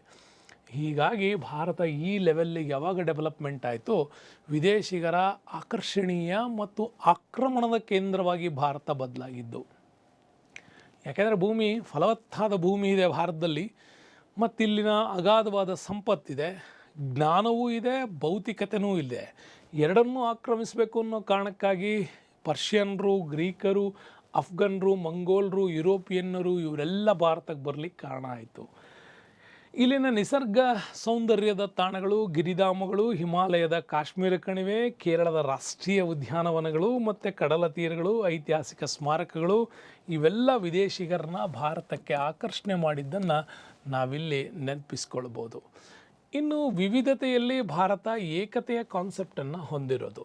ಭಾರತ ಒಂದು ಭೌಗೋಳಿಕವಾದಂಥ ವೈವಿಧ್ಯತೆಯನ್ನು ಹೊಂದಿದ್ದರೂ ನಾವೆಲ್ಲರೂ ಒಂದೇ ಅನ್ನುವ ಮತ್ತು ಮಾನವ ಚಟುವಟಿಕೆಗಳಲ್ಲಿ ಪ್ರತಿಯೊಂದರಲ್ಲೂ ಕೂಡ ವೈವಿಧ್ಯತೆ ಇದ್ದರೂ ಕೂಡ we are proud as A Indian ಅನ್ನುವಂಥ ಕಲ್ಪನೆ, ನಾನು ಭಾರತೀಯ ಅನ್ನುವ ಕಲ್ಪನೆ ಇಲ್ಲಿ ಭಾಳ ದೊಡ್ಡದಾಗಿದೆ. ಅದನ್ನು ನಾವಿಲ್ಲಿ ನೋಡ್ತೀವಿ. ಹಾಗಾಗಿ ಭಾರತದಲ್ಲಿ ಅನೇಕ ಭೌಗೋಳಿಕ ವೈವಿಧ್ಯತೆ ಕೂಡ ಕಾಣ್ತಾ ಬರುತ್ತೆ. ಅದರಲ್ಲಿ ಪ್ರಮುಖವಾಗಿ ಭಾರತ ನೋಡಿ ನೀವು ವೈವಿಧ್ಯತೆಯ ಏಕತೆಯಲ್ಲಿ ಭೌಗೋಳಿಕವಾಗಿ ವೈವಿಧ್ಯತೆ ಇದೆ. ಹಾಗಾಗಿ ಆ ಎಲ್ಲ ವೈವಿಧ್ಯತೆಯ ಲಕ್ಷಣಗಳನ್ನು ಕೂಡ ಕಾಣ್ತೀವಿ. ಉತ್ತರದ ಹಿಮಾಲಯದಲ್ಲಿ ಬರ್ತಕ್ಕಂಥ ಸಿಯಾಚಿನ್ ಭಾಗ ಬರುತ್ತೆ. ರಾಜಸ್ಥಾನದ ಒಂದು ಗಂಗಾನಗರ ಅಂತ ಉಷ್ಣದ ಪ್ರದೇಶ ಕೂಡ ನಮ್ಮಲ್ಲಿದೆ. ಹಿಮಚ್ಛಾದಿತ ಹಿಮಾಲಯ ಪರ್ವತ ಇದೆ. ಪಶ್ಚಿಮ ಘಟ್ಟಗಳಲ್ಲಿ ಬರುವಂಥ ನಿತ್ಯ ಹರಿದ್ವರ್ಣ ಕಾಡುಗಳು ಕಾಣ್ತೀವಿ. ಮಧ್ಯದಲ್ಲಿ ವಿಶಾಲವಾದ ನದಿ ಬಯಲುಗಳಿದೆ, ಪ್ರಸ್ಥಭೂಮಿಗಳಿದೆ, ಕಡಲ ತೀರಗಳಿದೆ, ಸಸ್ಯ ಪ್ರಾಣಿ ಸಂಕುಲಗಳಲ್ಲಿ ವೈವಿಧ್ಯತೆ ಇದೆ. ಇದನ್ನೆಲ್ಲ ವಿ ಆರ್ ಇಂಡಿಯನ್ ಅನ್ನುವಂತಹ ಒಂದು ಪ್ರೌಢ ಪರಿಕಲ್ಪನೆಯನ್ನು ಭಾರತದ ಈ ವೈವಿಧ್ಯತೆ ನಮಗದನ್ನು ಕೊಟ್ಟಿದೆ. ಇನ್ನು ಜನಾಂಗೀಯ ಮತ್ತು ಭಾಷಾ ವೈವಿಧ್ಯತೆ ಕೂಡ ಭಾರತದಲ್ಲಿದೆ. ಅವ್ರು ಹೇಳ್ತಾರೆ ಭಾರತದಲ್ಲಿ ಪ್ರಮುಖವಾಗಿ ನಾವು ಜನಾಂಗೀಯ ವೈವಿಧ್ಯತೆಯನ್ನು ಕಾಣ್ತೀವಿ. ಯಾಕೆಂದರೆ ಉತ್ತರ ಭಾರತದಲ್ಲಿರೋ ಜನಾಂಗ ವೈವಿಧ್ಯತೆ, ದಕ್ಷಿಣ ಭಾರತದಲ್ಲೂ ಕೂಡ, ಇನ್ನು ಪೂರ್ವ ಪಶ್ಚಿಮಗಳಲ್ಲೂ ವೈವಿಧ್ಯತೆ ಇದೆ. ಆ ಎಲ್ಲವೂ ಇದ್ದರೂ ಕೂಡ ಒಂದು ಪ್ರಮುಖವಾದ ಅಧ್ಯಯನದಲ್ಲಿ ನೀಗ್ರೋ ಜನಾಂಗ ಭಾರತದ ಮೂಲವನ್ನು ಹೇಳ್ತೀವಿ. ಆಮೇಲೆ ದ್ರಾವಿಡಿಯನ್ಸ್, ಮಂಗೋಲಿಯನ್ಸ್, ಆಲ್ಫೈನ್ಸ್, ಪ್ರೋಟೋ ಅಸ್ಟ್ರೋಲೈಟ್ಸ್ ಜನಾಂಗಗಳ ಬಗ್ಗೆನೂ ಕೂಡ ನಾವು ಮಾತಾಡ್ತೀವಿ. ಹೀಗಾಗಿ ಭಾಷಾ ವೈವಿಧ್ಯತೆಯಲ್ಲೂ ಭಾರತ ಜನಾಂಗ ವೈವಿಧ್ಯತೆ ಹೊಂದಿದೆಯೋ ಹಾಗಾಗಿ ಭಾಷಾ ವೈವಿಧ್ಯತೆಯೂ ಕೂಡ ಭಾರತಕ್ಕಿದೆ. ಅದರಲ್ಲಿ ಪ್ರಮುಖವಾಗಿ ಭಾರತ 1600ಕ್ಕಿಂತಲೂ ಅಧಿಕ ಸ್ಥಳೀಯ ಭಾಷೆಗಳನ್ನು, ಆಡುಭಾಷೆಗಳನ್ನು ಆಡ್ತಾ ಇದೆ ಅಂತ. ಹಾಗಾಗಿ ಈ ಭಾಷಾ ಸಾಮರ್ಥ್ಯ ಕೂಡ ಭಾರತದ ವೈವಿಧ್ಯತೆಗೆ ಒಂದು ಪ್ರಮುಖವಾದ ಕಾರಣ ಅಂತ ಕೂಡ ನಾವು ಹೇಳ್ಬೋದು. ಇನ್ನು ಸಾಮಾಜಿಕ ಮತ್ತು ಧಾರ್ಮಿಕ ವೈವಿಧ್ಯತೆಯಲ್ಲಿ ಭಾರತ ಅಂತ ಮಾತಾಡ್ತೀವಿ. ಏನಾಗಿದೆ ನೋಡಿ, ಸಾಮಾಜಿಕವಾಗಿಯೂ ಧಾರ್ಮಿಕವಾಗಿಯೂ ಭಾರತ ವೈವಿಧ್ಯತೆ ಹೊಂದಿರೋದು. ಯಾಕೆಂದರೆ ವಿಶೇಷವಾದ ಜನಾಂಗಗಳಿದ್ಮೇಲೆ, ಭಾಷೆಗಳಿದ್ಮೇಲೆ ಇಲ್ಲಿ ಧರ್ಮಗಳೂ ಕೂಡ ವೈವಿಧ್ಯತೆ ಇದೆ. ಜಾತಿಗಳಲ್ಲಿದೆ, ಪಂಥಗಳಲ್ಲಿದೆ, ನಂಬಿಕೆಗಳಲ್ಲಿದೆ, ಪದ್ಧತಿಗಳಲ್ಲಿದೆ, ಭಾಷೆಗಳಲ್ಲಿದೆ, ಜನಾಂಗೀಯ ಪ್ರಭೇದಗಳಲ್ಲಿದೆ, ಸಾಮಾಜಿಕ ವ್ಯವಸ್ಥೆಗಳಲ್ಲಿಯೂ ಕೂಡ ಭಾಳಷ್ಟು ವೈವಿಧ್ಯತೆಗಳು ನಮ್ಮಲ್ಲಿ ಈ ರೀತಿ ಇದೆ. ಮತ್ತು ನಾವು ಬಳಸುವಂಥ ಆಹಾರ, ಉಡುಗೆ ತೊಡುಗೆಗಳಲ್ಲಿಯೂ ವೈವಿಧ್ಯತೆಯನ್ನು ಹೊಂದಿದ್ದೇವೆ. ಭಾರತವು ಮಾತೃ ಮತ್ತು ಪಿತೃಪ್ರಧಾನ ಕುಟುಂಬ ವ್ಯವಸ್ಥೆಯನ್ನು ಕೂಡ ನೋಡ್ತೀವಿ. ಕೇರಳದಲ್ಲಿ ಮಾತೃಪ್ರಧಾನ ಕುಟುಂಬ ವ್ಯವಸ್ಥೆ ಕಂಡುಬಂದರೆ ಭಾರತದ ಕರ್ನಾಟಕ ಪಿತೃಪ್ರಧಾನ ವ್ಯವಸ್ಥೆ. ಹೀಗೆ ಪಿತೃಪ್ರಧಾನ, ಮಾತೃಪ್ರಧಾನ ವ್ಯವಸ್ಥೆಗಳು ಕೂಡ ನಮ್ಮಲ್ಲಿ ಕಂಡುಬರೋದಕ್ಕೆ ಕಾರಣ ಆಗತ್ತೆ ಅಂತ ಕೂಡ ಹೇಳ್ತೀವಿ. ಮತ್ತು ಭಾರತದಲ್ಲಿಯೂ ಕೂಡ ಅಷ್ಟೇ ಏಕಪತ್ನಿತ್ವ, ಬಹುಪತಿತ್ವ ನೆನ್ಪಿಟ್ಕೊಳ್ಳಿ. ಬಹುಪತ್ನಿತ್ವ ಅಧಿಕ ಹೆಂಡತಿಯರನ್ನು ಹೊಂದೋದು, ಬಹುಪತಿತ್ವ ಅಧಿಕ ಗಂಡಸರನ್ನ ಹೊಂದತಕ್ಕಂಥದ್ದು. ಇಂಥ ಪದ್ಧತಿಗಳು ಕೂಡ ನಮ್ಮಲ್ಲಿ ರೂಢಿ ಇದೆ. 4 ಮಹಾನ್ ಧರ್ಮಗಳಲ್ಲಿ ಹಿಂದೂ, ಜೈನ, ಬೌದ್ಧ, ಸಿಖ್ ಭಾರತದ ನಾಡಿನ ಧರ್ಮಗಳು. ಇನ್ನು ವಿದೇಶದ ಧರ್ಮಗಳಲ್ಲಿ ನಾವು ಕ್ರೈಸ್ತ, ಇಸ್ಲಾಂ, ಯಹೂದಿ, ಪಾರ್ಸಿ ಇವು ಇತರ ಇವುಗಳ ಒಳಪಂಗಡಗಳು ಕೂಡ ಇಲ್ಲಿ ಭಾರತೀಯ ಸಾಮರಸ್ಯದೊಂದಿಗೆ ಸಹಬಾಳ್ವೆಯನ್ನು ಈ ಧರ್ಮಗಳು ಕೂಡ ನಮ್ಮಲ್ಲಿ ನಡೆಸ್ತಾ ಇದ್ದಾವೆ ಅಂತ ಹೇಳ್ಬೋದು. ಸ್ನೇಹಿತರೆ, ಭಾರತದಲ್ಲಿ ಆರ್ಥಿಕ ವೈವಿಧ್ಯತೆ ಕೂಡ ಇದೆ. ಆರ್ಥಿಕ ಅಸಮಾನತೆ ಯಾವಾಗಲೂ ಇದೆ. ಭೂಮಿ ಫಲವತ್ತತೆ ಎಲ್ಲ ಕಡೆ ಒಂದೇ ತೆರನಾಗಿಲ್ಲ, ಆರ್ಥಿಕತೆ ಸೌಲಭ್ಯಗಳು ಒಂದೇ ತೆರನಾಗಿಲ್ಲ. ಹಾಗಾಗಿ ಇಲ್ಲಿ ಆರ್ಥಿಕ ವೈವಿಧ್ಯತೆ ಕಾಣ್ತೀವಿ. ಏನು ಆರ್ಥಿಕ ಅಸಮಾನತೆಯಲ್ಲಿ ಇಲ್ಲಿ ಸಂಪನ್ಮೂಲಗಳು ಅಸಮಾನವಾಗಿ ಹಂಚಿಕೆ ಆಗಿರೋದು. ಒಂದೆಡೆ ತುಂಬ ಶ್ರೀಮಂತಿಕೆ, ಒಂದು ಕಡೆ ತುಂಬ ತೀರ ಬಡತನ. ಕೆಲವು ಪ್ರದೇಶಗಳು ಮತ್ತು ಸ್ಥಳಗಳು ಹೆಚ್ಚಿನ ಅಭಿವೃದ್ಧಿ ಹೊಂದಿದ್ದಾವೆ. ಅಂದರೆ ಕಲ್ಲಿದ್ದಲು ಮತ್ತು ಕಬ್ಬಿಣದ ಅದಿರು, ಮ್ಯಾಂಗನೀಸ್ ಈ ಥರದ ಸಿಗುವಂಥ ಇಂಡಸ್ಟ್ರಿಯಲ್ ಸೆಕ್ಟರ್ಸ್ಗಳ ಡೆವಲಪ್ಮೆಂಟ್ಸ್ ಒಂದು ಕಡೆ ಕಾಣ್ತೀವಿ. ಏನೂ ಇಲ್ಲದೆ ಇರೋ ರಾಜಸ್ಥಾನದಂತೂ ಕಾಣ್ತೀವಿ. ಹಾಗಾಗಿ ಭಾರತದ ನಗರ ಭಾಗಗಳು ಸಾಕಷ್ಟು ಅಭಿವೃದ್ಧಿ ಹೊಂದಿದ್ದಾವೆ. ಇಲ್ಲಿ ಜಗತ್ತಿನ ಯಾವುದೇ ಅಭಿವೃದ್ಧಿ ಹೊಂದಿದ ನಗರಕ್ಕೂ ಹೋಲಿಸ್ಬೋದಾಗಿರ್ತಕ್ಕಂಥದ್ದು ಇದೆ. ಆದರೂ ಗ್ರಾಮೀಣ ಭಾರತ ಇದುವರೆಗೂ ಕೂಡ ಭಾರತದಲ್ಲಿ ತುಂಬ ಹಿಂದುಳಿದಿರೋದನ್ನು ನಾವು ಕಾಣ್ತೀವಿ. ಇದು ಏನೇ ಇದ್ದರೂ ಭಾರತ ವೈವಿಧ್ಯತೆ ಏನಾಗಿದೆ, ನಮ್ಮಲ್ಲಿ ಏಕತೆಯನ್ನು ಸಾಧಿಸ್ತಾ ಇದೆ. ಅದನ್ನು ಪುಷ್ಟೀಕರಿಸೋದಕ್ಕೋಸ್ಕರ ಪ್ರಮುಖ ಅಂಶಗಳು ಕಾಣ್ತವೆ. ಭಾರತದಲ್ಲಿ ಭೌಗೋಳಿಕ ಏಕತೆ ಮತ್ತು ಆಡಳಿತಾತ್ಮಕ ಏಕತೆ ಇವು ನಮ್ಮಲ್ಲಿ ಇತ್ತೀಚೆಗೆ ಸ್ವಲ್ಪ ಏಕತೆಯನ್ನು ಸಾಧಿಸ್ಕೊಂಡು ಬರ್ತಾ ಇದ್ದೀವಿ. ಈ ಎಷ್ಟೇ ವೈವಿಧ್ಯತೆ ಇದ್ದರೂ ಕೂಡ ಅದೆಲ್ಲ ನಾವು ಭಾರತೀಯರು ಅನ್ನೋ ಕಾನ್ಸೆಪ್ಟಿಗೆ ಬರ್ತಾ ಇದ್ದೀವಿ. ಇನ್ನು ಭಾರತದಲ್ಲಿ ಏಕರೂಪದ ಶಿಕ್ಷಣ ಮತ್ತು ಸಾಹಿತ್ಯದ ಬೆಳವಣಿಗೆಗೆ ನಾವೊಂದಿಷ್ಟು ಅವಕಾಶಗಳನ್ನು ಮಾಡಿಕೊಟ್ಟಿದ್ದೀವಿ. ಇದರಿಂದಾಗಿ ಭಾರತೀಯ ಶಿಕ್ಷಣ ಪದ್ಧತಿಯಲ್ಲೂ ಕೂಡ ಏಕರೂಪತೆ ಮತ್ತು ಇದಕ್ಕಾಗಿ ಸೌಹಾರ್ದಯುತವಾದ ಧಾರ್ಮಿಕ ಮತ್ತು ಸಾಮಾಜಿಕ ಆಚರಣೆಗಳು, ಅದರ ಜೊತೆಗೆ ಸಾಹಿತ್ಯದ ಆಚರಣೆಯಲ್ಲಿ ಸಮಭಾವವನ್ನು ಪುಷ್ಟೀಕರಿಸುವಂತಹ ಸಾಹಿತ್ಯಗಳು, ಸಂವಿಧಾನ ಇದೆ, ಎಲ್ಲರಿಗೂ ಅವಕಾಶ ಮಾಡಿಕೊಡೋದಕ್ಕೆ ಸರ್ಕಾರದ ನೀತಿಗಳು, ಎಲ್ಲರನ್ನ ಸಮದೂಗಿಸುವಂಥ ವ್ಯವಸ್ಥೆ ಮತ್ತು ಗ್ಲೋಬಲೈಸೇಷನ್ಸ್, ಭಾರತ ವಿಶ್ವಮಟ್ಟದ ಮಾರುಕಟ್ಟೆಗೆ ತನ್ನನ್ನು ತಾನು ಪಾರ್ಟಿಸಿಪೇಟ್ ಮಾಡ್ಕೊಂಡಿರೋದು ಮತ್ತು ತನ್ನ ಮಾರುಕಟ್ಟೆಯನ್ನು ಓಪನ್ ಮಾಡಿರೋದು. ಇದರಿಂದಾಗಿ ತಂತ್ರಜ್ಞಾನ ಶೇರ್ ಆಗ್ತಾಯಿದೆ, ವ್ಯಾಪಾರ ಅಭಿವೃದ್ಧಿ ಆಗ್ತಾಯಿದೆ, ಕಾಂಪಿಟೇಷನ್ಸ್ ಹೆಚ್ಚಾಗ್ತಾ ಇದೆ. ಹಾಗೆ ಶಿಕ್ಷಣ, ಓದುವ ಹಂಬಲ ಇವೆಲ್ಲ ಡೆವಲಪ್ಮೆಂಟ್ ಆಗ್ತಾ ಇರೋದು ಈ ರೀತಿಯಾಗಿರ್ತಕ್ಕಂಥ ಒಂದು ಜಾಗತೀಕರಣದ ಪರಿಣಾಮ ಅಂತ ಹೇಳ್ಬೋದು. ಇನ್ನು ಕರ್ನಾಟಕದ ವಿಚಾರಕ್ಕೆ ಬಂದರೆ ಇದಿಷ್ಟು ಭಾರತದ ಇತಿಹಾಸವನ್ನು ನಮಗದು ಹೇಳ್ಕೊಡುತ್ತೆ. ಇನ್ನು ಕರ್ನಾಟಕದ ಇತಿಹಾಸಕ್ಕೆ ಬಂದರೆ ಕರ್ನಾಟಕ ದಕ್ಷಿಣ ಭಾರತದಲ್ಲೇ ಒಂದು ರಾಜ್ಯ ಇದು. ಓಕೆ, ದಕ್ಷಿಣ ಭಾರತಕ್ಕೆ ಸಂಬಂಧಪಟ್ಟಂಥದ್ದೇ ಈ ಕರ್ನಾಟಕ ಪ್ರದೇಶ ದಕ್ಷಿಣ ಭಾಗಕ್ಕೆ ಬರುತ್ತೆ. ಇಲ್ಲಿ ಶ್ರೀ ವಿಜಯ ಬರೆದಂಥ ಕವಿರಾಜ ಮಾರ್ಗದಲ್ಲಿ ಕರ್ನಾಟಕ ಹೆಂಗಿತ್ತು ಅಂತ ಹೇಳ್ತಾರೆ. ಮಾ ಗೋದಾವರಿ ಮಿರ್ಪ ಕಾವೇರಿ ನಾಡಾದ ಕನ್ನಡದೋಳ್ ಅಂತ ಹೇಳಿ ಹೇಳ್ತಾರೆ. ದಕ್ಷಿಣದಲ್ಲಿ ಕಾವೇರಿ ನದಿಯಿಂದ ಉತ್ತರದಲ್ಲಿ ಗೋದಾವರಿ ನದಿಯವರೆಗೂ ಕರ್ನಾಟಕ ಇತ್ತು ಅಂತ ರಾಷ್ಟ್ರಕೂಟರ ಆಸ್ಥಾನದ ಕವಿಯಾಗಿದ್ದ ಶ್ರೀ ವಿಜಯ ಆ ಒಂದು ಕನ್ನಡ ನಾಡನ್ನು ಆತ ಎಕ್ಸ್ಪ್ಲೈನ್ ಮಾಡ್ತಾನೆ. ಈ ಕನ್ನಡ ನಾಡನ್ನು ಎಕ್ಸ್ಪ್ಲೈನ್ ಮಾಡುವಾಗಲೂ ಕೂಡ ಅಷ್ಟೇ ಅದರ ಭೌಗೋಳಿಕ ವ್ಯಾಪ್ತಿಯನ್ನು ತುಂಬ ಚೆನ್ನಾಗಿ ಹೇಳ್ತಾನೆ ಅವನು. ಹಾಗಾಗಿ ಉತ್ತರದಲ್ಲಿ ಇರುವಂತಹ ರಾಜ್ಯಗಳ ಬಗ್ಗೆ, ದಕ್ಷಿಣದಲ್ಲಿರುವಂಥ ರಾಜ್ಯಗಳ ಬಗ್ಗೆ ಅವನು ಹೇಳ್ತಾನೆ. ನೋಡಿ, ಈ ಕಡೆ ಉತ್ತರ ಕರ್ನಾಟಕ ಬೆಳಗಾವಿ ಬಾರ್ಡ್ರ್ಗಳನ್ನು ಶೇರ್ ಮಾಡ್ಕೊಂಡಿರ್ತಕ್ಕಂಥ ಪ್ರಮುಖವಾದಂಥ ಗೋವಾ ರಾಜ್ಯದ ಕಲ್ಪನೆ ಇದೆ. ಇಲ್ಲಿ ಗೋವಾ ರಾಜ್ಯ ಹೇಳ್ತೀವಿ. ಇನ್ನು ಬೆಳಗಾವಿಯಿಂದ ಹಿಡಿದು ಬಿಟ್ಟು ನಮಗೆ ವಿಜಯಪುರ ಬಾರ್ಡರು, ಕಲಬುರ್ಗಿ, ಬೀದರ್ವರೆಗೂ ಕೂಡ ಎಕ್ಸ್ಟೆಂಡ್ ಆಗಿರ್ತಕ್ಕಂಥ ಒಂದು ರಾಜ್ಯ ಅದು ಮಹಾರಾಷ್ಟ್ರ ಇದೆ ನಮ್ಮಲ್ಲಿ. ಇನ್ನು ಬೀದರ್ನಿಂದ ಹಿಡಿದು ಬಿಟ್ಟು ಕಲಬುರ್ಗಿ,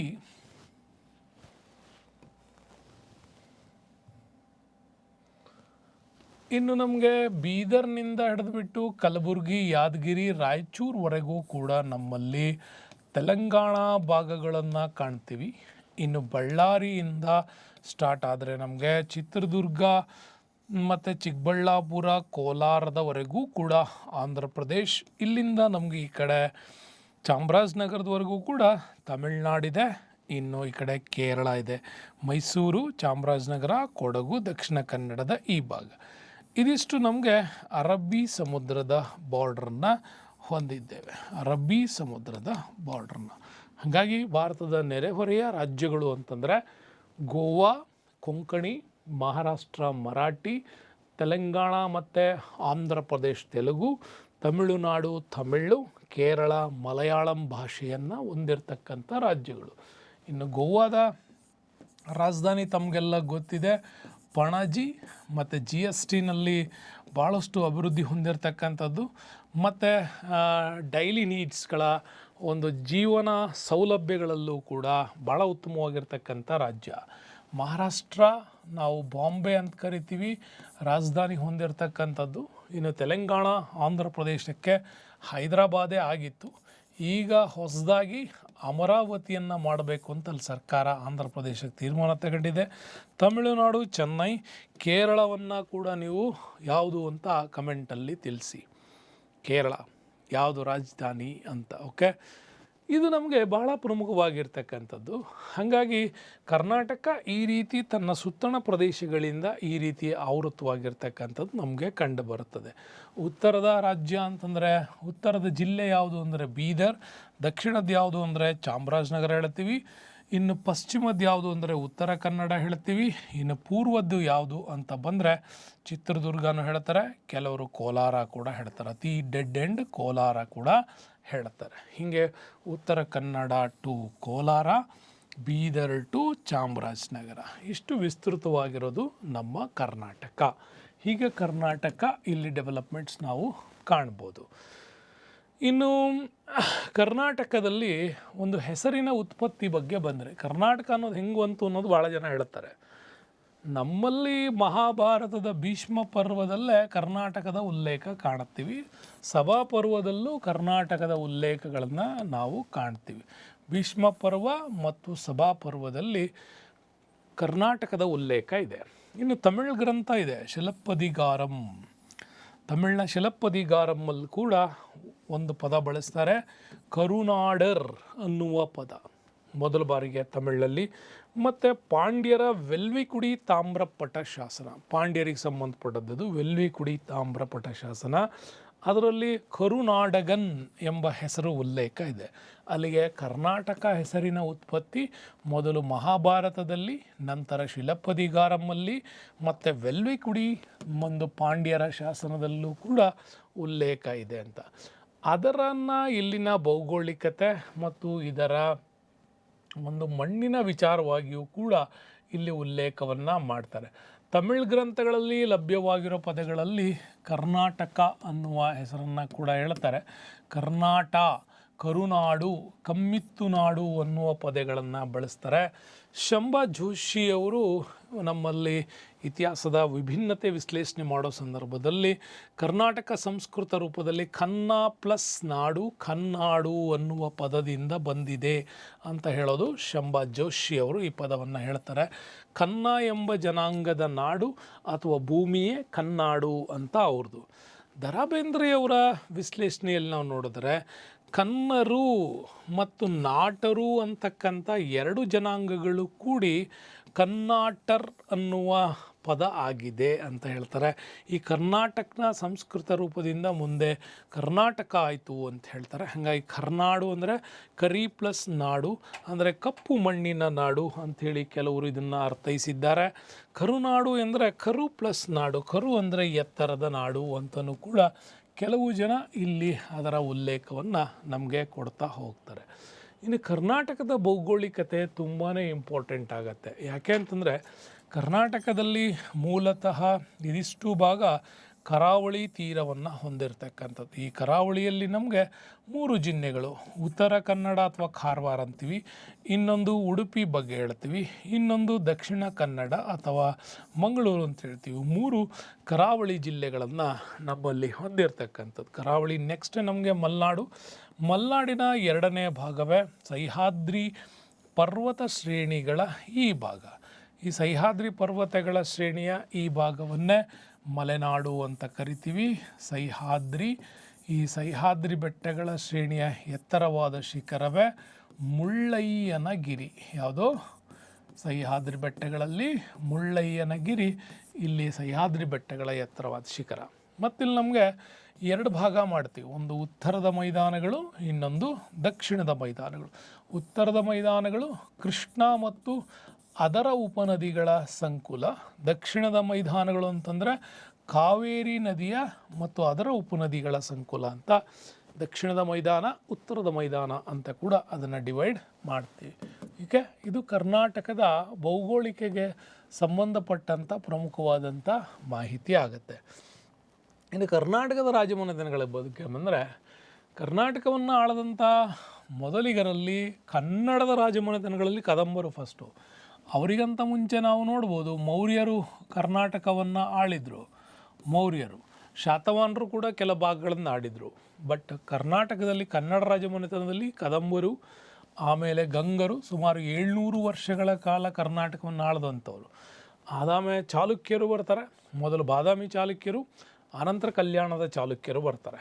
ರಾಷ್ಟ್ರಕೂಟರು, ಹೊಯ್ಸಳರು, ವಿಜಯನಗರದ ಅರಸರು ಮತ್ತು ಮೈಸೂರಿನ ಒಡೆಯರು ವಿಶೇಷವಾಗಿ ಈ ಕರ್ನಾಟಕ ಮತ್ತು ಇಲ್ಲಿನ ಒಂದು ಸಂಸ್ಕೃತಿಗೆ ಮತ್ತು ಭಾರತದ ಇತಿಹಾಸವನ್ನು ರೂಪಿಸೋದಕ್ಕೆ ಇವರು ಇಲ್ಲಿ ಕೊಟ್ಟಿರುವಂಥ ಆಡಳಿತ, ಕಲೆ, ವಾಸ್ತುಶಿಲ್ಪ, ಶಿಕ್ಷಣ, ಧಾರ್ಮಿಕ ಕ್ಷೇತ್ರಗಳ ಒಂದು ಕೊಡುಗೆ ಬಹಳ ತುಂಬಾ ಇಂಪಾರ್ಟೆಂಟಾಗಿ ನಮಗದಿಲ್ಲಿ ಕಾಣ್ತಾ ಹೋಗುತ್ತೆ. ಇನ್ನು ನೆಕ್ಸ್ಟ್ ಬಂದರೆ ಕರ್ನಾಟಕ ರಾಷ್ಟ್ರೀಯ ಚಳುವಳಿ ಸಂದರ್ಭದಲ್ಲೂ ಕೂಡ ತನ್ನದೇ ಆದ ಮಹತ್ವದ ಪಾತ್ರವನ್ನು ವಹಿಸಿದೆ. ಯಾಕೆ ಅಂತಂದರೆ ರಾಷ್ಟ್ರೀಯ ಹೋರಾಟ ಅಂತ ಶುರುವಾಗಬೇಕೆ ಕರ್ನಾಟಕ ಕೂಡ ತನ್ನದೇ ಆಗಿರತಕ್ಕಂಥ ಕೊಡುಗೆಯನ್ನು ಕೊಡುತ್ತೆ. 1857ರ ಕ್ರಾಂತಿ ಅಂತ ನೀವು ಉತ್ತರ ಭಾರತದ್ದು ಓದ್ತಾ ಇದ್ದರೆ, ಸುರಪುರ ದಂಗೆ ಅಂತ ನೀವು ದಕ್ಷಿಣದ್ದು ಓದಬೇಕಾಗತ್ತೆ. ಹಾಗೆಯೇ ಲಾಡಾಲೋಸಿ ವಿಚಾರ ಅಲ್ಲಿ ಓದ್ತಾ ಇದ್ದೇನೆ ಅಂದರೆ ದಕ್ಷಿಣದಲ್ಲೂ ಕೂಡ ಕಿತ್ತೂರು ರಾಣಿ ಚೆನ್ನಮ್ಮ ವಿಚಾರನೂ ಕೂಡ ಓದಬೇಕಾಗತ್ತೆ. ಓಕೆ, ಸ್ಥಳೀಯ ದಂಗೆಗಳು ಅಂತ ಬಂದಾಗ ಇಲ್ಲೂ ಕೂಡ ದಂಗೆಗಳ ಬಗ್ಗೆ ನಾವು ಓದ್ತೀವಿ. ಇನ್ನು ರಾಷ್ಟ್ರೀಯ ಹೋರಾಟದಲ್ಲೂ ಕೂಡ ಬ್ರಿಟಿಷ್ ನೀತಿಗಳ ವಿರುದ್ಧ ಹೋರಾಡಿದಂಥ ಸಶಸ್ತ್ರ ಬಂಡಾಯಗಳು ಕೂಡ ಬರುತ್ತೆ. ಅಂದರೆ ನಾವು ಬೂದಿ ಬಸಪ್ಪನ ದಂಗೆ ಅಥವಾ ನಗರ ದಂಗೆ ಅಂತ ಏನು ಕರಿತೀವಿ, ಅಲ್ಲಿಂದ ಶುರುವಾಗುತ್ತೆ. ನಮ್ಮ 1830 ಭಾರತದಲ್ಲಿ ದಂಗೆ, ಕರ್ನಾಟಕದಲ್ಲಿ ದಂಗೆಗಳ ಕಾಲ ಅಂತ ಕರಿತೀವಿ. 1830 1858ವರೆಗೂ ಕೂಡ ಹಂಗದು ಕೂಡ. ಮತ್ತು ಕನ್ನಡಿಗರು ಕೂಡ ಮಹಾತ್ಮ ಗಾಂಧೀಜಿಯವರನ್ನ ರಾಷ್ಟ್ರೀಯ ಚಳುವಳಿಗೆ ಬೆಂಬಲ ಕೊಟ್ಟಿದ್ದು ಇಲ್ಲೇ. ಎಲ್ಲಿ 1924ರ ಬೆಳಗಾಂ ಅಧಿವೇಶನ ಏನಿದೆ, ಈ ಬೆಳಗಾಂ ಅಧಿವೇಶನ ಕರ್ನಾಟಕದಲ್ಲಿ ಗಾಂಧೀಜಿ ವಹಿಸಿದ್ದಂಥ ಏಕೈಕ ಕಾಂಗ್ರೆಸ್ ಅಧಿವೇಶನದ ಅಧ್ಯಕ್ಷತೆ. INCಯ ಒಂದೇ ಒಂದಕ್ಕೆ ಅಧ್ಯಕ್ಷತೆ ವಹಿಸ್ತಾರೆ, ಅದು ಕೂಡ ಇಲ್ಲೇ. ಇನ್ನು ಗಾಂಧೀಜಿಯವರು ರಾಷ್ಟ್ರೀಯ ಚಳುವಳಿಯ ಪ್ರತಿ ಹಂತದಲ್ಲೂ ತಮ್ಮ ಈ ಹರಿಜನ್ ಚಳುವಳಿ, ಅಸ್ಪೃಶ್ಯತಾ ಹೋರಾಟ ಮತ್ತು ದಕ್ಷಿಣ ಭಾರತದ ರಾಜಕೀಯ ಕೇಂದ್ರೀಕರಣಗಳನ್ನು ಮಾಡ್ಕೊಂಡಿದ್ದೇ ಕರ್ನಾಟಕದಲ್ಲಿ.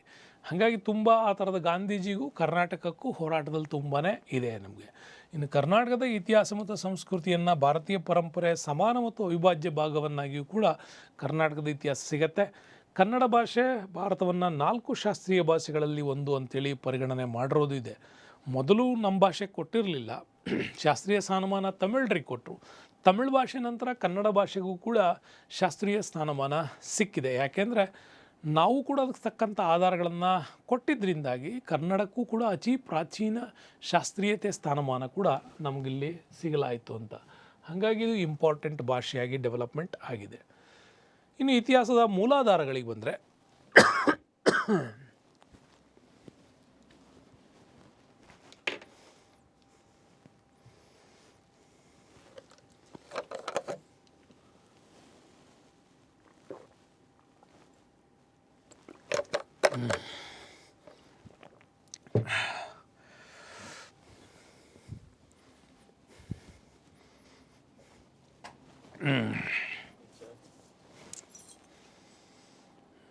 ನೀರು ಕುಡಿದು ಮಾತಾಡಂಗಾಗಿದೆ ಈಗ.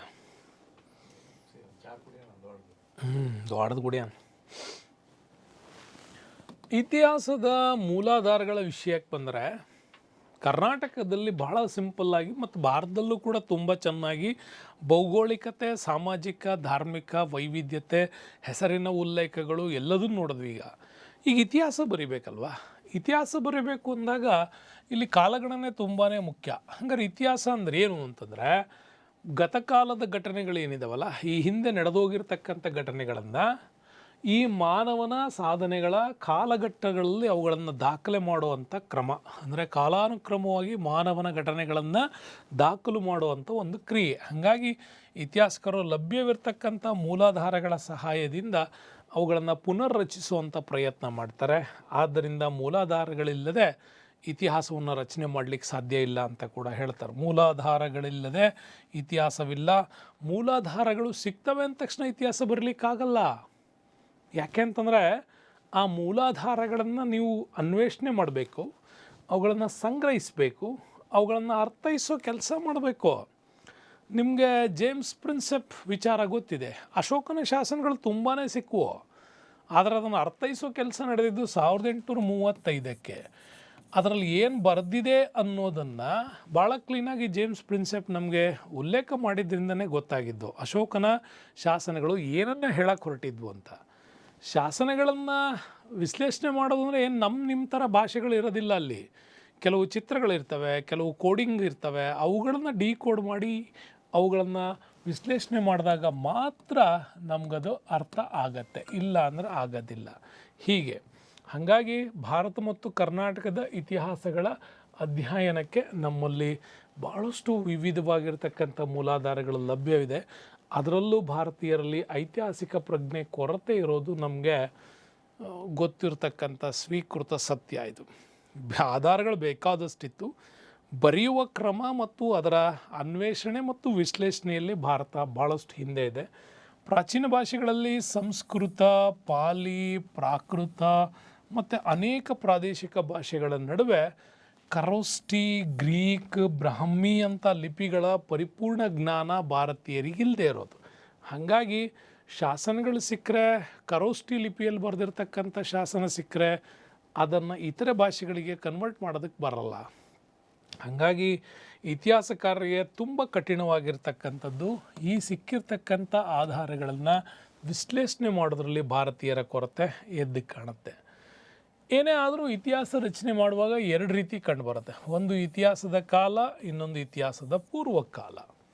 ಏನು ಇತಿಹಾಸಕಾರ ಕಾಲ ಅಂದರೆ ನಮಗೆ ಇತಿಹಾಸ ರಚನೆಗೆ ಇರುವಂತಹ ಲಭ್ಯ ಮೂಲಾಧಾರಗಳಿಂದ ಅವಲಂಬಿಸಿ ರಚಿಸೋದು. ಅಂದರೆ ಸಾಹಿತ್ಯವನ್ನು ಆಧರಿಸಿ ಇತಿಹಾಸವನ್ನು ರಚನೆ ಮಾಡಿದ್ರೆ ಅದು ಇತಿಹಾಸದ ಕಾಲ. ಇತಿಹಾಸ ಪೂರ್ವಕಾಲ ಅಂದರೆ ಇಲ್ಲಿ ಸಾಹಿತ್ಯ ಇರಲ್ಲ, ಲಿಖಿತ ಮೂಲಾಧಾರಗಳು ಲಭ್ಯವಿಲ್ಲದೆ ಕೇವಲ ಅವರು ಬಳಸಿದಂತಹ ಒರಟು ಸಾಮಾನುಗಳಿಂದನೇ ನಾವು ಅವ್ರ ಇತಿಹಾಸವನ್ನು ಬರಿಬೇಕಾಗತ್ತೆ. ಅಂಥದ್ದನ್ನು ಇತಿಹಾಸದ ಪೂರ್ವಕಾಲ, ಅವರ ಮಡಿಕೆ, ಕುಡಿಕೆ, ಅವರ ಗೊಂಬೆ, ಈ ಥರದ್ರಿಂದ ಇತಿಹಾಸವನ್ನು ರಚನೆ ಬರಿಬೇಕಾಗತ್ತೆ. ಅದು ಇತಿಹಾಸದ ಪೂರ್ವಕಾಲ. ಲಿಖಿತ ಸಾಹಿತ್ಯಗಳು ಸಿಕ್ಕರೆ ಅವುಗಳ ಮುಖಾಂತರ ಬರೆಯೋದನ್ನು ನಾವೇನಂತ ಕರಿತೀವಿ, ಇತಿಹಾಸದ ಪೂರ್ವಕಾಲ ಅಂತಲೂ ಕೂಡ ಅದನ್ನು ಕರಿತೀವಿ. ನೆಕ್ಸ್ಟ್ ನಮ್ಮಲ್ಲಿ ಇತಿಹಾಸದ ಮೂಲಾಧಾರಗಳನ್ನು ಎರಡು ಗುಂಪುಗಳಾಗಿ ವಿಂಗಡಣೆ ಮಾಡ್ತಾರೆ. ಒಂದು ಪ್ರಾಕ್ತನ ಅಥವಾ ಪುರಾತತ್ವ ಮೂಲಾಧಾರಗಳು, ಇನ್ನೊಂದು ಸಾಹಿತ್ಯ ಮೂಲಾಧಾರಗಳು ಅಂತಲೂ ಕೂಡ ಕರಿತೀವಿ. ಅದರಲ್ಲಿ ಮೊದಲನೇದು ನೋಡೋಣ, ಪ್ರಾಕ್ತನ ಮೂಲಾಧಾರಗಳಲ್ಲಿ ವೆರಿ ಇಂಪಾರ್ಟೆಂಟ್ ಉತ್ಖನನಗಳು ಅಂತ ಕರಿತೀವಿ. ಈ ಎಕ್ಸ್ಕ್ಯಾವೇಷನ್ಸ್ ಅನ್ನೋ ಪದಗಳಲ್ಲಿ, ಉತ್ಖನಗಳಲ್ಲಿ ಮೂಲಾಧಾರಗಳನ್ನು ಹೆಕ್ಕಿ ತೆಗೆಯುವಂತಹ ಮತ್ತು ಅವುಗಳನ್ನು ವೈಜ್ಞಾನಿಕವಾಗಿ ತೆಗಿತಕ್ಕಂಥದ್ದು. ವೈಜ್ಞಾನಿಕವಾಗಿ ಭೂ ಅಗೆತವನ್ನು ಮಾಡುವಂಥ ಕ್ರಮವನ್ನೇ ಉತ್ಖನನ ಅಂತೀವಿ. JCB ತಗೊಂಬಂದು ಎತ್ತಿ ಮಣ್ಣು ತುಂಬಿಸೋದನ್ನು ಉತ್ಖನನ ಅನ್ನಲ್ಲ. ಅಲ್ಲಿ ಸಿಕ್ಕಿರ್ತಕ್ಕಂಥ ಒಂದು ಭಾಗವನ್ನು ಭಾಳ ಕ್ಲೀನಾಗಿ, ಅದರ ಯಾವುದೇ ಸ್ವರೂಪಗಳು ಹಾಳಾಗದೇ ಇರೋ ರೀತಿ ಭಾಳ ವೈಜ್ಞಾನಿಕವಾಗಿ ಅವುಗಳನ್ನು ಅಗೆತ ಮಾಡೋದನ್ನು ಉತ್ಖನನ ಅಂತ ಕರಿತೀವಿ. ಹಾಗೆ JCB ತಗೊಂಡೋಗಿ ತುಂಬಿದರೆ ಇವತ್ತು ಮಹೇಂಜಾದರೋ ಸ್ನಾನದ ಕೊಳ ನಮಗೆ ಸಿಗ್ತಿರಲಿಲ್ಲ. ಹೀಗೆ ನಮ್ಮಲ್ಲಿ ಭಾರತದ ಇತಿಹಾಸದ ಪೂರ್ವಕಾಲ ಜ್ಞಾನವನ್ನು ಹೀಗೆ ಉತ್ಖನನಗಳ ಆಧಾರದಿಂದ ನಮ್ಮಲ್ಲಿ ಅವರ ವಿಚಾರಗಳನ್ನು ತಿಳಿತಾ ಹೋಗ್ತೀವಿ. ಹೀಗೆ ಉತ್ಖನನ ಆಧಾರದಲ್ಲಿ ನಮಗೆ ಅವ್ರ ಭಾಗದ್ದೇನಾದರೂ ವಸ್ತುಗಳು ಸಿಕ್ಕರೆ ಅದನ್ನು ಕಾರ್ಬನ್ 14 ಟೆಸ್ಟು ಮತ್ತು ಪೊಟ್ಯಾಷಿಯಂ ಟೆಸ್ಟ್ಗಳನ್ನು ಮಾಡ್ತಾರೆ. ಈ ಎರಡು ಟೆಸ್ಟ್ಗಳನ್ನು ಯಾಕೆ ಮಾಡ್ತಾರೆ ಅಂತಂದರೆ, ಇವುಗಳನ್ನು ಈ ರೀತಿ ವೈಜ್ಞಾನಿಕ ಪರೀಕ್ಷೆಗೆ ಅಳವಡಿಸಿದರೆ ಆಗ ಆ ವಸ್ತುಗಳು ಯಾವ ಕಾಲದ್ದು ಅಂತ ಗೊತ್ತಾಗತ್ತೆ, ಅವುಗಳ ಪ್ರಾಚೀನತೆಯನ್ನು ನಮಗೆ ನಿರ್ಧಾರ ಮಾಡೋದಕ್ಕಾಗತ್ತೆ. ಹಾಗಾಗಿ ಕಾರ್ಬನ್ 14 ಟೆಸ್ಟು, ಪೊಟ್ಯಾಷಿಯಂ ಟೆಸ್ಟು ಭಾಳ ಮುಖ್ಯ. ಉತ್ಖನನ ಕಾಲಗಳು ಏನು ಸಿಗ್ತವೆ, ಅವತ್ತಿನ ಸಾಮಾಜಿಕ, ಸಾಂಸ್ಕೃತಿಕ, ಧಾರ್ಮಿಕ ವಿಚಾರಗಳನ್ನು ನಮಗವು ಎಕ್ಸ್ಪ್ಲೈನ್ ಮಾಡ್ತವೆ. ಇನ್ನು ಸ್ಮಾರಕಗಳ ವಿಚಾರಕ್ಕೆ ಬಂತಂತಂದರೆ, ಆ ಕಾಲದಲ್ಲಿ ನಮಗೆ ಸಿಗಬಹುದಾದಂಥ ಅವರ ನಿವೇಶನಗಳು, ರಚನೆಗಳು, ಕೋಟೆಗಳು, ಅರಮನೆಗಳು, ಗುಹೆಗಳು, ಗುಡಿಗಳು, ಬಸದಿಗಳು, ಮೂರ್ತಿಗಳು, ಸ್ತೂಪಗಳು ಇವೆಲ್ಲವೂ ಕೂಡ ನಮಗಿಲ್ಲಿ ಸಿಗ್ತವೆ. ಇನ್ನು ಅಜಂತ, ಎಲ್ಲೋರ, ಖಜುರಾಹೋದ ಗುಹೆಗಳು, ಕೋನಾರ್ಕ್, ಬೇಲೂರು, ಹಳೆಬೀಡು, ಹಂಪಿ ಇವೆಲ್ಲ ಈ ನಮಗೆ ಸಿಕ್ಕಂಥ ಪ್ರಮುಖವಾದಂಥ ಸ್ಮಾರಕಗಳು.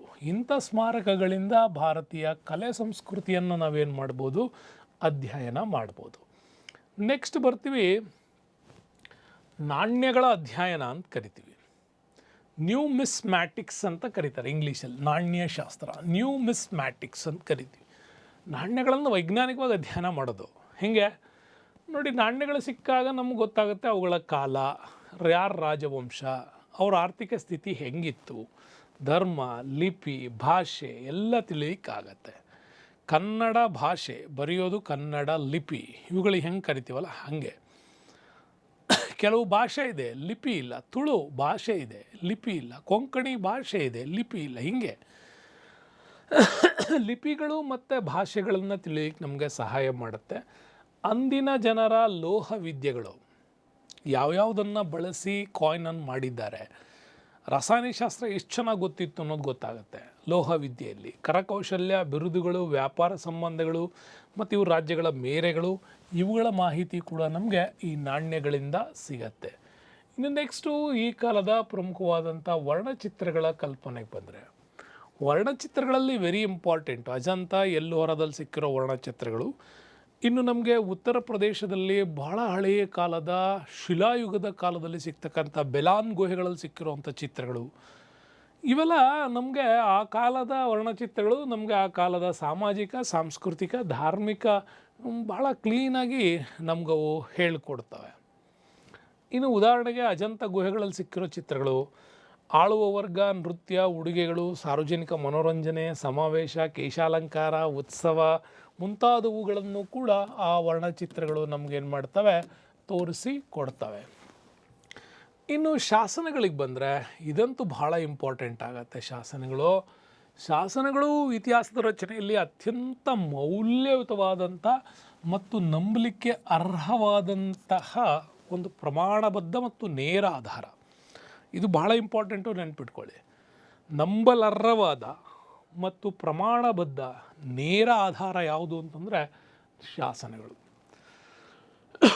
ಅಲ್ಲಿ ಸಾಮಾನ್ಯವಾಗಿ ಸಮಕಾಲೀನ ಕಾಲದಲ್ಲಿ ಇವುಗಳನ್ನು ನಾವು ನೋಡ್ಬೋದು. ಘಟನೆಗೆ ಇಲ್ಲಿ ನೇರ ಸಂಬಂಧ ಮತ್ತು ಸಹ ಸಂಬಂಧಗಳು ಕೂಡ ಸಿಗ್ತವೆ. ಜೊತೆಗೆ ಇವು ನಂಬಲಿಕ್ಕೆ ಅರ್ಹತೆ ಬರೆದಿರ್ತವೆ. ಶಾಸನಗಳನ್ನು ಶಿಲೆಗಳ ಮೇಲೆ ಕೆತ್ತಿದ್ದಾರೆ, ಬಂಡೆಗಳ ಮೇಲೆ ಕೆತ್ತಿದ್ದಾರೆ, ಗೋಡೆಗಳ ಮೇಲೆ, ಮಣ್ಣಿನ ಮುದ್ರಿಕೆಗಳಲ್ಲಿ, ಕಬ್ಬಿಣ ಕಂಬಗಳ ಮೇಲೆ ಮತ್ತು ಇನ್ನೂ ಕೆಲವೊಂದು ತಾಮ್ರಪಟಗಳ ಮೇಲೆಯೂ ಕೂಡ ಕೆತ್ತಿಸೋದ್ರ ಮುಖಾಂತರವಾಗಿ ಶಾಸನಗಳನ್ನು ಆ ಕಾಲಕ್ಕೆ ರಚನೆ ಮಾಡಿರೋದು ನಮಗೆ ಕಾಣುತ್ತೆ. ಇನ್ನು ಸಂಸ್ಕೃತ, ಪಾಲಿ, ಪ್ರಾಕೃತ, ತಮಿಳು, ತೆಲುಗು ಮತ್ತು ಕನ್ನಡ ಮುಂತಾದ ಭಾಷೆಗಳಲ್ಲೂ ಕೂಡ ಸ್ಥಳೀಯ ಭಾಷೆಗಳಲ್ಲಿ ಈ ಶಾಸನಗಳನ್ನು ಮಾಡಿದ್ದಾರೆ. ಈ ಘಟನೆಗಳು ಮಾರಾಟ, ಪತಾದೇಶಗಳು, ದಾನಪತ್ರ, ಕಾಲಾನುಕ್ರಮ, ರಾಜರ ದಿಗ್ವಿಜಯ ಇವುಗಳನ್ನೆಲ್ಲ ತಿಳ್ಕೊಳ್ಳೋಕ್ಕೂ ಕೂಡ ಈ ಶಾಸನಗಳಲ್ಲಿ ವಿವರಗಳು ನಮಗೆ ಸಿಗುತ್ತೆ. ಹಾಗಾಗಿ ಶಾಸನಗಳ ಅಧ್ಯಯನವನ್ನು ಎಪಿಗ್ರಫಿ ಅಥವಾ ಶಾಸನಶಾಸ್ತ್ರ ಅಂತಲೂ ಕೂಡ ಇದನ್ನು ಕರೀತಾರೆ. ಇನ್ನು ನೆಕ್ಸ್ಟು ನಮಗೆ ಕೆಲವು ಶಾಸನಗಳಲ್ಲಿ ಉದಾಹರಣೆಗಳನ್ನು ಕೊಡ್ತಾರೆ. ನೋಡಿ, ಹರಿಶೇಣ ಅಲಹಾಬಾದ್ ಶಾಸನ, ಈಗ ಅದನ್ನು ಪ್ರಯಾಗ್ ಪ್ರಶಸ್ತಿ ಅಂತ ಕೂಡ ಕರೀತಾರೆ. ಈಗ ಅದರ ಹೆಸರು ಚೇಂಜ್ ಮಾಡಿದ್ದಾರೆ. ಅಲಹಾಬಾದ್ ಅನ್ನುವ ಹೆಸರನ್ನು ಇಟ್ಟಿದ್ದು ಅಕ್ಬರ್. ಓಕೆ, ಈಗಿನ ಉತ್ತರ ಪ್ರದೇಶ ಮುಖ್ಯಮಂತ್ರಿ ಇಟ್ಟಿರೋದು ಪ್ರಯಾಗ್ರಾಜ್ ಅಂತ. ಹಾಗಾಗಿ ಅದನ್ನು ಪ್ರಯಾಗ್ ಪ್ರಶಸ್ತಿ ಅಂತ ಕರಿತೀವಿ. ಕಾರವೇಲ ಬರ್ತಾನೆ ಚೇದಿಗಳಲ್ಲಿ, ಕಳಿಂಗದ ಕಾರವೇಲ, ಹಾತಿಗುಂಪ ಶಾಸನ, ಕಾಕುಸ್ತವರ್ಮನಲ್ಲಿ ಬರುವಂತಹ ಹಲ್ಮಿಡಿ ಶಾಸನ, ರವಿಕೀರ್ತಿಯ ಐಹೊಳೆ ಶಾಸನ, ಪರಾಂತಕನ ಚೋಳರಲ್ಲಿ ಉತ್ತರ ಮೆರೂರು ಶಾಸನ. ನೋಡಿ, ಒಂದೊಂದು ಶಾಸನಗಳು ಒಂದೊಂದು ವಿಶೇಷ ಅನುಭವವನ್ನು ಕೊಡ್ತವೆ. ಅಲಹಾಬಾದ್ ಸ್ತಂಭ ಶಾಸನ ನೀವು ನೋಡ್ತಾ ಇದ್ದರೆ ಸಮುದ್ರಗುಪ್ತನ ಸಾಧನೆಗಳನ್ನು ಕೊಡ್ತವೆ. ಜೊತೆಗೆ ಇದನ್ನು ಬಹಳ ಕ್ಲೀನಾಗಿ ಹೇಳ್ತಾರೆ. 33 ಸಾಲುಗಳ ಒಂದೇ ವಾಕ್ಯದ ಶುದ್ಧ ಸಂಸ್ಕೃತದಲ್ಲಿ ಬರೆಸಲ್ಪಟ್ಟಂಥ ಶಾಸನ ಅಂತ ಹೇಳ್ತಾರೆ. ಮೆಹರೌಲಿ ಸ್ತಂಭ ಶಾಸನ 2ನೇ ಚಂದ್ರಗುಪ್ತನ ಕಾಲಕ್ಕೆ ಮಾಡಿದ್ದು. ಅದು ಕೂಡ ಆ ಕಾಲದ ಲೋಹ ವಿದ್ಯೆಯನ್ನು ನಮ್ಗೆ ಹೇಳ್ಕೊಡುತ್ತೆ. ಇದುವರೆಗೂ ತುಕ್ಕಿಡದೇ ಇರೋಕ್ಕೆ ಕಾರಣ ಏನು, ಕಬ್ಬಿಣವನ್ನು ತುಕ್ಕಿಡದೇ ರೀತಿ ಕಾಪಾಡಬಹುದಾ ಅನ್ನೋದಕ್ಕೆ ಅವತ್ತಿನ ರಂಜಕದ ಉಪಯೋಗ, ಪೊಟ್ಯಾಶ್ನ ಉಪಯೋಗ ಹೆಂಗೆ ಮಾಡೋದು ಅಂತ ತೋರಿಸ್ಕೊಟ್ಟಿದ್ದಾರೆ. ಇನ್ನು ಕಾರವೇಲ್ನ ಹಾತಿಗುಂಪ ಶಾಸನ ಕೂಡ ಅಷ್ಟೇ. ಹಲ್ಮಿಡಿ ಶಾಸನ ಕನ್ನಡದ ಮೊಟ್ಟ ಮೊದಲ ಶಾಸನ. MH ಕೃಷ್ಣ ಅವರು ಇದನ್ನು ಅನ್ವೇಷಣೆ ಮಾಡ್ತಾರೆ. ಇನ್ನು ರವಿಕೀರ್ತಿ ಐಹೊಳೆ ಶಾಸನ ಬರೆದಿರ್ತಕ್ಕಂಥದ್ದು. ಇದು ಇಮ್ಮಡಿ ಪುಲಕೇಶಿಯ ಬಗ್ಗೆ ನಮಗೆ ಎಕ್ಸ್ಪ್ಲೈನ್ ಮಾಡ್ತದೆ. ಉತ್ತರದ ಹರ್ಷವರ್ಧನನ ಸೋಲನ್ನು ಎಕ್ಸ್ಪ್ಲೈನ್ ಮಾಡ್ತದೆ ಮತ್ತು ಹುಯೆನ್ ಸಾಂಗನ ಭೇಟಿಯನ್ನು ಕೂಡ ಹೇಳುತ್ತೆ. ಜೊತೆಗೆ ಪರಾಂತಕನ ಉತ್ತರ ಮೆರೂರು ಶಾಸನ ಚೋಳರ ಗ್ರಾಮಾಡಳಿತವನ್ನು ನಮಗೆ ಬಹಳ ಕ್ಲೀನಾಗಿ ಎಕ್ಸ್ಪ್ಲೈನ್ ಮಾಡೋದೆ ಈ ಚೋಳರ ಶಾಸನ. ಇನ್ನು ಸಾಹಿತ್ಯ ಆಧಾರಗಳಿಗೆ ಬಂದರೆ ಇಂಪಾರ್ಟೆಂಟಾಗಿ ನಾವು ನೋಡ್ಬೋದು. ಒಂದು ಸಾಹಿತ್ಯಗಳಲ್ಲಿ ಬಹಳ ಪ್ರಮುಖವಾಗಿರ್ತಕ್ಕಂಥ ಆಧಾರಗಳಲ್ಲಿ ಮರದ ತೊಗಟೆಗಳ ಮೇಲೆ ಕೆತ್ತಿರೋದು, ತಾಳೆ ಎಲೆಗಳ ಮೇಲೆ, ಕಾಲಾಂತರದಲ್ಲಿ ಕಾಗದದ ಮೇಲೆ ಬರೆದಿರತಕ್ಕಂಥ ಹಳೆಯ ಕಾಲದ ದಾಖಲೆಗಳನ್ನೇ ಸಾಹಿತ್ಯ ಆಧಾರಗಳು ಅಂತ ಕೂಡ ಕರಿತೀವಿ. ಆ ಸಾಹಿತ್ಯ ಆಧಾರಗಳಲ್ಲಿ ಎರಡು ವಿಧ ಇದೆ. ಒಂದು ನಮ್ಮ ದೇಶದವರೇ ಬರೆದಿರ್ತಕ್ಕಂತಹ ಸಾಹಿತ್ಯಗಳು, ಅದರಲ್ಲಿ ಇದನ್ನು ದೇಶೀಯ ಸಾಹಿತ್ಯ ಅಂತ ಕರಿತೀವಿ. ವಿದೇಶಿ ಪ್ರವಾಸಿಗರು ಭಾರತಕ್ಕೆ ಭೇಟಿ ನೀಡಿದವರು ಬರೆದಿರ್ತಕ್ಕಂಥ ಅನುಭವಗಳನ್ನು ವಿದೇಶಿ ಬರವಣಿಗೆಗಳು ಅಂತಲೂ ಕೂಡ ನಾವು ಅದನ್ನು ಎಕ್ಸ್ಪ್ಲೈನ್ ಮಾಡ್ತೀವಿ. ಓಕೆ, ಅದರಲ್ಲಿ ದೇಶೀಯ ಸಾಹಿತ್ಯದ ಲೇಖಕರು, ಇಲ್ಲಿನ ಬರಹಗಾರರು ಬರೆದಂಥ ಬರವಣಿಗೆಗಳು ಮತ್ತು ಇಲ್ಲಿರ್ತಕ್ಕಂತಹ ಗ್ರಂಥಗಳನ್ನು ನಾವು ದೇಶೀಯ ಸಾಹಿತ್ಯ ಅಂತೇಳಿ ಕರಿತೀವಿ. ಇವು ಇಲ್ಲಿನ ಧಾರ್ಮಿಕ, ಲೌಕಿಕ ಸಾಹಿತ್ಯಗಳನ್ನು ಕೂಡ ಒಳಗೊಂಡಿರ್ತವೆ. ವಿವಿಧ ಭಾರತೀಯ ಭಾಷೆಗಳಲ್ಲೂ ಕೂಡ ಈ ಒಂದು ಶಾಸನಗಳ ಒಂದು ವಿಚಾರ ನಮಗೆ ಸಿಗತ್ತೆ. ಇನ್ನು ವೈದಿಕ ಮತ್ತು ಬ್ರಾಹ್ಮಣ ಸಾಹಿತ್ಯದಲ್ಲಿ ನೀವು ನೋಡ್ಬೋದು, ವೇದಗಳಿದೆ, ಬ್ರಾಹ್ಮಣಕಗಳಿದೆ, ಅರಣ್ಯಕಗಳಿದೆ, ಪುರಾಣಗಳಿದೆ, ಮಹಾಕಾವ್ಯಗಳಿದೆ, ದರ್ಶನಶಾಸ್ತ್ರಗಳು ಕೂಡ ಬರ್ತವೆ. ಇವೆಲ್ಲ ಒಳಗೊಂಡಿರೋದು. ಬೌದ್ಧ ಸನ್ಯಾಸಿಗಳಲ್ಲಿ ಬಂದರೆ ಪಾಳಿ ಭಾಷೆಯಲ್ಲಿ ಅವರು ಕೂಡ ಶ್ರೀಮಂತ ಸಾಹಿತ್ಯವನ್ನು ಕೂಡ ಬರೀತಾರೆ. ಅದರಲ್ಲೂ ಇಂಪಾರ್ಟೆಂಟಾಗಿ ತ್ರಿಪಿಟಕಗಳ ರಚನೆ ಕೂಡ ಇಲ್ಲಿ ತುಂಬ ಇಂಪಾರ್ಟೆಂಟಾಗಿ ಡೆವಲಪ್ ಮಾಡಿರೋದು ನಮಗೆ ಗೊತ್ತಾಗತ್ತೆ. ಇನ್ನು ಜೈನ ಸಾಹಿತ್ಯದಲ್ಲೂ ಕೂಡ ಅಷ್ಟೇ ಅವರ ಪ್ರಮುಖವಾಗಿರ್ತಕ್ಕಂತಹ ಅಂಗಗಳು ಮತ್ತು 12 ಅಂಗಗಳು ಮತ್ತು ಉಪಾಂಗಗಳ ರಚನೆ ಜೈನ ಧರ್ಮದ ಇತಿಹಾಸವನ್ನು ಎಕ್ಸ್ಪ್ಲೈನ್ ಮಾಡ್ತವೆ. ಜೈನ ವಿದ್ವಾಂಸರಲ್ಲಿ ಪ್ರಭುನಂದಿ, ವಿದ್ಯಾನಂದಿ, ಗುಣಭದ್ರ, ಅಜಿತ ಸೇನಾಚಾರ್ಯರು, ಪೂಜ್ಯಪಾದ ಪಂಡಿತರು ಇವರೆಲ್ಲರೂ ಬರೆದಿರ್ತಕ್ಕಂಥದ್ದು ನಮಗೆ ಸಿಗತ್ತೆ. ಇವರು ಬರೆದಿರೋದ್ರಲ್ಲಿ ಆ ಕಾಲದ ಸಾಮಾಜಿಕ ರಾಜಕೀಯ ವಿಚಾರಗಳ ಮೇಲೆ ಇದು ತುಂಬಾ ಬೆಳಕನ್ನು ಚೆಲ್ಲತ್ತೆ. ಇನ್ನು ನಮಗೆ ಅಶ್ವಘೋಷ ಬರೆದಂಥ ಬುದ್ಧ ಚರಿತ ಇಂಪಾರ್ಟೆಂಟ್, ಇದು ನೆನ್ಪಿಟ್ಕೊಳ್ಳಿ. ಅಶ್ವಘೋಷ ಕನಿಷ್ಕನ ಕಾಲಕ್ಕೆ ಬರುವಂಥ ಅಶ್ವಘೋಷನ ಬುದ್ಧ ಚರಿತ. ಇನ್ನು ಹರ್ಷವರ್ಧನನ ಕಾಲಕ್ಕೆ ಬರೋ ಬಾಣಭಟ್ಟನ ಹರ್ಷಚರಿತ. ಇನ್ನು ಪೃಥ್ವಿರಾಜಿರಾಸೋ ಬರೆದಿರ್ತಕ್ಕಂಥ ಕೃತಿ ಚಾಂದ್ ಬರ್ದಾಯಿ. ನಿಮಗೆ ಮೊಹಮ್ಮದ್ ಗಜ್ನಿ ಗೋರಿ ಕಾಲಕ್ಕೆ ಬರುವಂತಹ ರಜಪೂತ್ ಡೈನೆಸ್ಟಿಯ ವಿಚಾರಗಳನ್ನು ಒಂದು ಕಂಬೈಂಡ್ ಮಾಡಿ ಬರೀತಕ್ಕಂಥ ಪೃಥ್ವಿರಾಜರಾಸೋ. ಪೃಥ್ವಿರಾಜ್ ಚೌಹಾಣ್ ಬಗ್ಗೆ ಚಾಂದ್ ಬರ್ದಾಯಿ ಆಸ್ಥಾನ ಕವಿ ಬರೀತಾರೆ. ಇನ್ನು ಮಧ್ಯಕಾಲೀನ ಯುಗದಲ್ಲಿ ಬಿಲ್ಲಣ್ಣನ ವಿಕ್ರಮಾಂಕ ದೇವ ಚರಿತೆ ಬರುತ್ತೆ, ಕಲ್ಲಣ್ಣನ ರಾಜತರಂಗಿಣಿ. ಇನ್ನು ಕಾಳಿದಾಸ ನಿಮಗೆ ಗುಪ್ತರ ಕಾಲದಲ್ಲಿ ಬರುವಂಥ ರಘುವಂಶ, ಮಾಳವಿಕ ಅಗ್ನಿಮಿತ್ರ. ಇನ್ನು ವಿಶಾಖದತ್ತನ ಮುದ್ರರಾಕ್ಷಸ, ದೇವಿ ಚಂದ್ರಗುಪ್ತಂ, ಕೌಟಿಲ್ಯನ ಅರ್ಥಶಾಸ್ತ್ರ, ಪಾಣಿನಿಯ ಮಹಾಭಾಷ್ಯ ಮತ್ತು ಪತಂಜಲಿಯವರ ಅಷ್ಟಾಂಗ ಯೋಗ. ಇವೆಲ್ಲ ಆಯಾ ಕಾಲಕ್ಕೆ ಸಂಬಂಧಪಟ್ಟಂತಹ ಒಂದು ಸಾಂಸ್ಕೃತಿಕ ವೈಭವ, ಸಾಮಾಜಿಕತೆ, ಆರ್ಥಿಕತೆ ಎಲ್ಲದನ್ನು ನಮಗವು ಹೇಳ್ತಾ ಹೋಗ್ತವೆ. ಇನ್ನು ವಿಜ್ಞಾನ ಮತ್ತು ಗಣಿತ ಕೃತಿಗಳಲ್ಲಿ ಇಂಪಾರ್ಟೆಂಟಾಗಿ ಆರ್ಯಭಟ, ವರಹಮಿಹಿರ, ಬ್ರಹ್ಮಗುಪ್ತ ಇವರು ಬರೆದಿರ್ತಕ್ಕಂಥವು ಭಾಳ ಇದ್ದಾವೆ. ಅದರಲ್ಲಿ ಆರ್ಯಭಟನ ಸೂರ್ಯ ಸಿದ್ಧಾಂತ, ರೋಮಕ ಸಿದ್ಧಾಂತ, ಚರಕನ ವೈಜ್ಞಾನಿಕ ಕೃತಿ ಚರಕ ಸಂಹಿತೆ, ಸುಶ್ರುತನ ಸುಶ್ರುತ ಸಂಹಿತೆ, ಇವು ಕೂಡ ನಮಗೆ ಇಂಪಾರ್ಟೆಂಟ್ ಆಗ್ತವೆ. ಇನ್ನು ಗತಕಾಲದ ಆಗಿನ ಕಾಲದ ಈ ರಚನೆಗಳಲ್ಲಿ ವೈಜ್ಞಾನಿಕತೆಯೂ ಇದೆ, ವಿಜ್ಞಾನವೂ ಕೂಡ ಇದೆ, ಗಣಿತದ ವಿಚಾರಗಳು ಕೂಡ ನಮಗೆ ಕಂಡು ಬರ್ತವೆ. ಅದರ ನಾನು ನಿಮ್ಗೆ ಹೇಳಿದೆ, ವರಹ ಮಿಹಿರನ ಬೃಹತ್ ಜಾತಕ ಏನು ಬರ್ತದು ಮತ್ತು ಬ್ರಹ್ಮಗುಪ್ತನ ಶೂನ್ಯ ಸಿದ್ಧಾಂತ ಇಂಪಾರ್ಟೆಂಟ್ ಆಗಿರ್ತಕ್ಕಂಥವು. ಇನ್ನು ಭಾರತಕ್ಕೆ ಭೇಟಿ ನೀಡಿದಂಥ ವಿದೇಶಿಯರಲ್ಲಿ ಇಂಪಾರ್ಟೆಂಟಾಗಿ ಭಾಳಷ್ಟು ಜನರು ಇಲ್ಲಿನ ಕಲೆ, ಸಾಹಿತ್ಯ, ಸಂಸ್ಕೃತಿಗಳನ್ನು ಬರೀತಾರೆ. ಅವ್ರು ಭೇಟಿ ನೀಡಿದಾಗ ಬರೆದಿರ್ತಕ್ಕಂಥದ್ರಲ್ಲಿ ಭಾಳಷ್ಟು ಜನರು ಭಾರತ ಒಂದು ಫಲವತ್ತಾದ ಭೂಮಿ ಇದೆ, ಸಂಪತ್ತಿದೆ, ಬೌದ್ಧಿಕತೆ ಇದೆ, ತಂತ್ರಜ್ಞಾನ ಇದೆ, ತತ್ವಜ್ಞಾನ ಇದೆ. ವಿದೇಶಿ ವ್ಯಾಪಾರಿಗಳು, ವಿದ್ಯಾರ್ಥಿಗಳು, ಯಾತ್ರಿಕರು, ತತ್ವಜ್ಞಾನಿಗಳನ್ನು ಇದು ಇಲ್ಲಿ ಆಕರ್ಷಣೆ ಮಾಡ್ತು. ಅವರು ಅವುಗಳ ಉಲ್ಲೇಖದಲ್ಲಿ ಅದನ್ನೇ ಹೇಳಿದ್ರು. ಹಾಗಾಗಿ ಭಾರತದ ಇತಿಹಾಸದ ರಚನೆಯಲ್ಲಿ ಅನೇಕ ಜನರು ಭಾರತಕ್ಕೆ ಭೇಟಿ ನೀಡಿದ್ದಾರೆ. ಇಲ್ಲಿ ಭೇಟಿ ನೀಡಿದಾಗ ಅವ್ರು ಕೊಟ್ಟಂಥ ದಾಖಲೆಗಳು, ಅನುಭವಗಳು ಆಗಿಲಿನ ಸಮಕಾಲೀನ ಇತಿಹಾಸಗಳಲ್ಲಿದೆ. ಬಟ್ ಇವರ ಉಲ್ಲೇಖಗಳನ್ನು ನಾವು ಅಕ್ಯುರೇಟಾಗಿ ಹೇಳೋಕ್ಕಾಗಲ್ಲ. ಯಾಕೆಂದರೆ ಆಯಾ ರಾಜವಂಶದ ಜನರು ಇವರಿಗೆ ಒಂದು ಆಶ್ರಯ ಕೊಟ್ಟಿದ್ದಂದಾಗಿ ಅವರನ್ನೇ ಹೊಗಳಿ ಬರೆದಿರ್ತಕ್ಕಂಥ ಭಾಳಷ್ಟು ಆಧಾರಗಳಿದ್ದಾವೆ. ನೀವು ಫಿರ್ದೋಷಿ ಇತಿಹಾಸವನ್ನು ತೆಗೆದುಕೊಂಡ್ರೆ ಅವನು ಒಂದು ಕಡೆ ಬಾಮನಿ ಸುಲ್ತಾನರ ಬಗ್ಗೆನೂ ಬರೆದಿದ್ದಾನೆ, ಒಂದು ಕಡೆ ವಿಜಯನಗರ ಸುಲ್ತಾನರ ಬಗ್ಗೆನೂ ಬರೆದಿದ್ದಾನೆ. ಎಂದೂ ಕೂಡ ವಿಜಯನಗರ ಸಾಮ್ರಾಜ್ಯದ ಪರವಾಗಿ ಒಂದು ಉಲ್ಲೇಖನೂ ಬರೆಯಲ್ಲ ಅವನು. ಹಾಗೆ ಅದರಲ್ಲೂ ಕೂಡ ಗುಣದೋಷಗಳು ನಮಗೆ ಕಂಡು ಬರ್ತವೆ. ಆದರೂ ಆ ಕಾಲಕ್ಕೆ ಒಂದು ಪ್ರಾಥಮಿಕ ಮಾಹಿತಿಯಾಗಿ ಈ ಒಂದು ವಿದೇಶಿ ಬರಹಗಳನ್ನು ನಮ್ಮಲ್ಲಿ ತೆಗಿತಾರೆ. ಅದರಲ್ಲಿ ಗ್ರೀಕ್ ರಾಯಭಾರಿಯಾಗಿದ್ದಂಥ ಮೆಗಾಸ್ತಾನಿಸ್ ಸೆಲ್ಯೂಕಸ್ ಚಂದ್ರಗುಪ್ತ ಮೌರ್ಯನ ಆಸ್ಥಾನಕ್ಕೆ ಕಳಿಸಿದಂಥ ಮೆಗಾಸ್ತಾನಿಸ್ ಅವನು ಇಂಡಿಕಾ ಅನ್ನೋ ಗ್ರಂಥ ಬರೆದೇನೆ. ಇದುವರೆಗೂ ಕೂಡ ಇಂಡಿಕಾ ಕೃತಿಯ ಹಸ್ತಪ್ರತಿಗಳು ಎಲ್ಲೂ ಸಿಕ್ಕಿಲ್ಲ ನಮಗೆ. ಅವತ್ತಿನ ಸಮಕಾಲೀನ ಇತಿಹಾಸ ತಜ್ಞರುಗಳು ಇಂಡಿಕಾದಲ್ಲಿ ಹಿಂಗೆ ಹೇಳಿತ್ತು ಅಂತ ಅವರು ಉಲ್ಲೇಖ ಮಾಡಿರೋದರಿಂದ ಇಂಡಿಕಾ ಯಾರ ಕೃತಿ ಅಂತ ಬಂದಾಗ ಮೆಗಾಸ್ತಾನಿಸ್ ವಿಚಾರ ಹೇಳ್ತಾ ಇದ್ದಾರೆ. ಬಿಟ್ಟರೆ ಇಂಡಿಕಾ ಒರಿಜಿನಲ್ ಪ್ರೂಫ್ ನಮ್ಮಲ್ಲಿ ಇವತ್ತುವರೆಗೂ ಇಲ್ಲ. ಅದು ಇನ್ನು ಮೌರ್ಯರ ಕಾಲದ ದಕ್ಷಿಣ ಉತ್ತರ ಭಾರತದ ಬಗ್ಗೆ ಅಮೂಲ್ಯ ಮಾಹಿತಿಯನ್ನು ಮೆಗಾಸ್ತಾನಿಸ್ನ ಕೃತಿಯಲ್ಲಿ ಸಿಗುತ್ತೆ.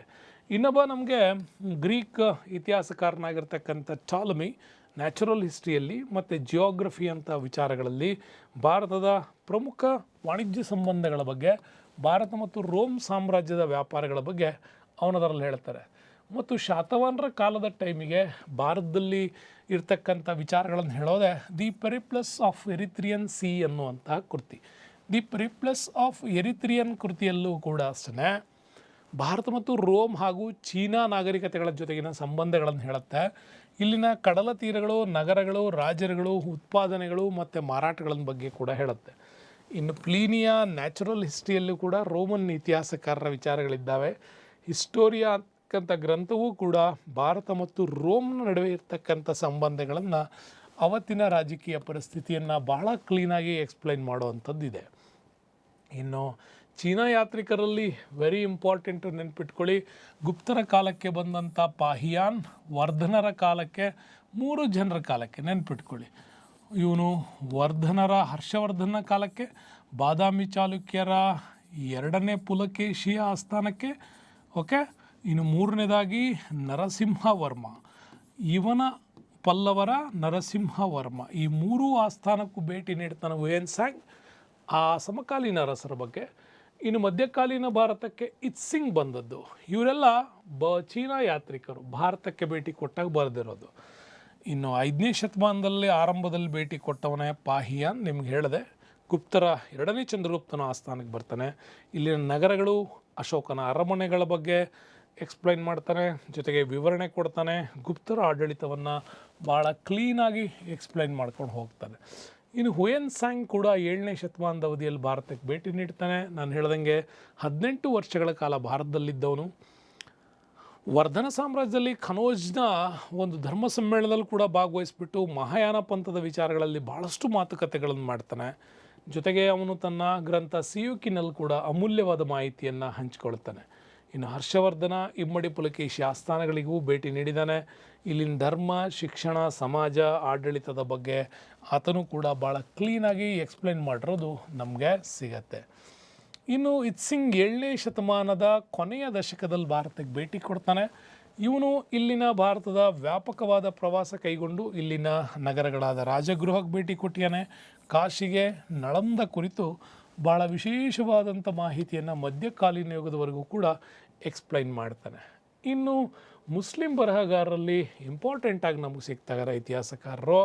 ಅದರಲ್ಲಿ ಫಿರ್ದೋಷಿ ನಿಮ್ಗೆ ಹೇಳಿದೆ, ಶಹನಾಮ ಕೃತಿ ಮೇಲೆ ತೊಗಲಕ್ ರಾಜವಂಶ ಅಧಿಕಾರದಲ್ಲಿದ್ದಾಗ ದಕ್ಷಿಣದಲ್ಲಿ ಬಹಮನಿ ಸುಲ್ತಾನರಿದ್ದರು, ವಿಜಯನಗರ ಸಾಮ್ರಾಜ್ಯ ಇತ್ತು. ಇನ್ನು ಅವನ ಶಹನಾಮ ಕೃತಿ ಇದನ್ನು ಎಕ್ಸ್ಪ್ಲೈನ್ ಮಾಡೋದು. ಇನ್ನು ಬಾಬರ್ನಾಮ, ಜಹಾಂಗೀರ್ನಾಮ, ಅಬುಲ್ ಫಜಲ್ನ ಅಕ್ಬರ್ನಾಮ, ಇವು ಆ ಕಾಲದ ಬಹಳ ಪ್ರಮುಖವಾಗಿರ್ತಕ್ಕಂಥ ಮೊಘಲರ ಇತಿಹಾಸದ ಜೊತೆಗೆ ಸಮಕಾಲೀನ ಪ್ರಪಂಚವನ್ನು ಎಕ್ಸ್ಪ್ಲೈನ್ ಮಾಡ್ತವೆ. ಅದಕ್ಕಿಂತ ಹಿಂದೆ ಹೋದರೆ ನಮಗೆ ಅರಬ್ ಪ್ರವಾಸಿಗರಲ್ಲಿ ಸುಲೈಮಾನ್ ಬರ್ತಾನೆ. ಸುಲೈಮಾನ್ ರಾಷ್ಟ್ರಕೂಟರ ನಿಮಗೆ ಗೊತ್ತಿದೆ ಅಮೋಘವರ್ಷನ್ ನೃಪತುಂಗನ ಆಸ್ಥಾನಕ್ಕೆ ಭೇಟಿ ಕೊಟ್ಟಿದ್ದ ಅಂತ. ಅಮೋಘವರ್ಷನ ಒಂದು ಆಡಳಿತ, ಸಾಮ್ರಾಜ್ಯದ ಬಗ್ಗೆ ಕೂಡ ಎಕ್ಸ್ಪ್ಲೈನ್ ಮಾಡಿದ್ದೀವನೇ. ಇನ್ನು ಅಲ್ಬೆರೂನಿ ಕೂಡ ಅಷ್ಟೇ ತಾರೀಖಿ ಹಿಂದ್ ಕೃತಿ ಬರೀತಾನಲ್ಲ, ಮೊಹಮ್ಮದ್ ಗಜ್ನಿ ಗೋರಿ, ಓಕೆ, ಮೊಹಮ್ಮದ್ ಗಜ್ನಿ ಮತ್ತು ಗೋರಿಗಳ ಇತಿಹಾಸವನ್ನು ತಿಳಿಯುವಾಗ ಅಲ್ಬೆರೂನಿ ಇಂಪಾರ್ಟೆಂಟ್ ಆಗ್ತಾನೆ. ಇಬನ್ ಬತೂತ ಕೂಡ ಬರ್ತಾನೆ ನಮಗೆ. ಇಬನ್ ಬತೂತ ಮಹಮ್ಮದ್ ಬಿನ್ ತೊಗಲಕ್ನ ಕಾಲಕ್ಕೆ ನಮ್ಗೆ ಇಲ್ಲಿ ಸಿಗ್ತಾನೆ. ಇವರೆಲ್ಲ ಬಹಳಷ್ಟು. ಮತ್ತು ವಿಜಯನಗರ ಆಸ್ಥಾನಕ್ಕೆ ಭೇಟಿ ಕೊಟ್ಟ ಇಟಲಿಯ ನಿಕೊಲೋ ಕಾಂಟಿ, ಪರ್ಷಿಯಾದ ಅಬ್ದುಲ್ ರಜಾಕು, ಪೋರ್ಚುಗಲ್ನ ಬಾರ್ಬೋಸಾ, ಡೊಮಿಂಗೋ ಫೆಸ್, ರಷ್ಯಾದ ನಿಕೇಟಿನ್, ಇವರೆಲ್ಲ ವಿಜಯನಗರ ಕಾಲದ ಇತಿಹಾಸವನ್ನು ನಮಗೆ ಭಾಳ ಕ್ಲೀನಾಗಿ ಒಂದು ಮೂಲ ಗ್ರಂಥವಾಗಿ ಇವರು ಆಧಾರಗಳನ್ನು ಕೊಡ್ತಾರೆ. ಇಷ್ಟೊಂದು ಅದ್ಭುತವಾಗಿರ್ತಕ್ಕಂಥ ವಿಚಾರಗಳನ್ನು ಭಾಳ ಅತ್ಯುತ್ತಮವಾಗಿ ನಿಮ್ಮ ಮುಂದೆ ಪ್ರಸ್ತುತಪಡಿಸಿದ್ದೇನೆ. PUC ವಿದ್ಯಾರ್ಥಿಗಳಿಗೆ ಬಹಳ ಇಂಪಾರ್ಟೆಂಟ್ ಆಗೋದ್ರ ಜೊತೆಗೆ ಅದರ ಸಮಕಾಲೀನದಲ್ಲಿ ಓದ್ತಕ್ಕಂಥವ್ರಿಗೆ ಪುಸ್ತಕದಲ್ಲಿ ಒರಿಜಿನಲ್ ಏನು ಮಾಹಿತಿ ಇದೆ ಅನ್ನೋದನ್ನು ಭಾಳ ಕ್ಲೀನಾಗಿ ನಿಮ್ಮ ಜೊತೆ ಹಂಚ್ಕೊಂಡಿದ್ದೀನಿ. ಸದಾ ನಮ್ಮ ಜೊತೆಗಿದ್ರೆ ಬಹಳ ಅತ್ಯುತ್ತಮವಾದ ಪಠ್ಯಪುಸ್ತಕ ವಿಶ್ಲೇಷಣಾ ಸರಣಿಗಳು ನಿಮಗೆ ಸಿಗುತ್ತೆ ಅಂತ ಹೇಳ್ತಾ ಈ ವಿಡಿಯೋಕ್ಕೆ ಧನ್ಯವಾದಗಳು. ಮುಂದಿನ ವಿಡಿಯೋದಲ್ಲಿ ಮತ್ತೆ ಸಿಗ್ತೀನಿ. ಅಲ್ಲಿಯವರೆಗೂ stay with us. Ramesh, thank you, bye.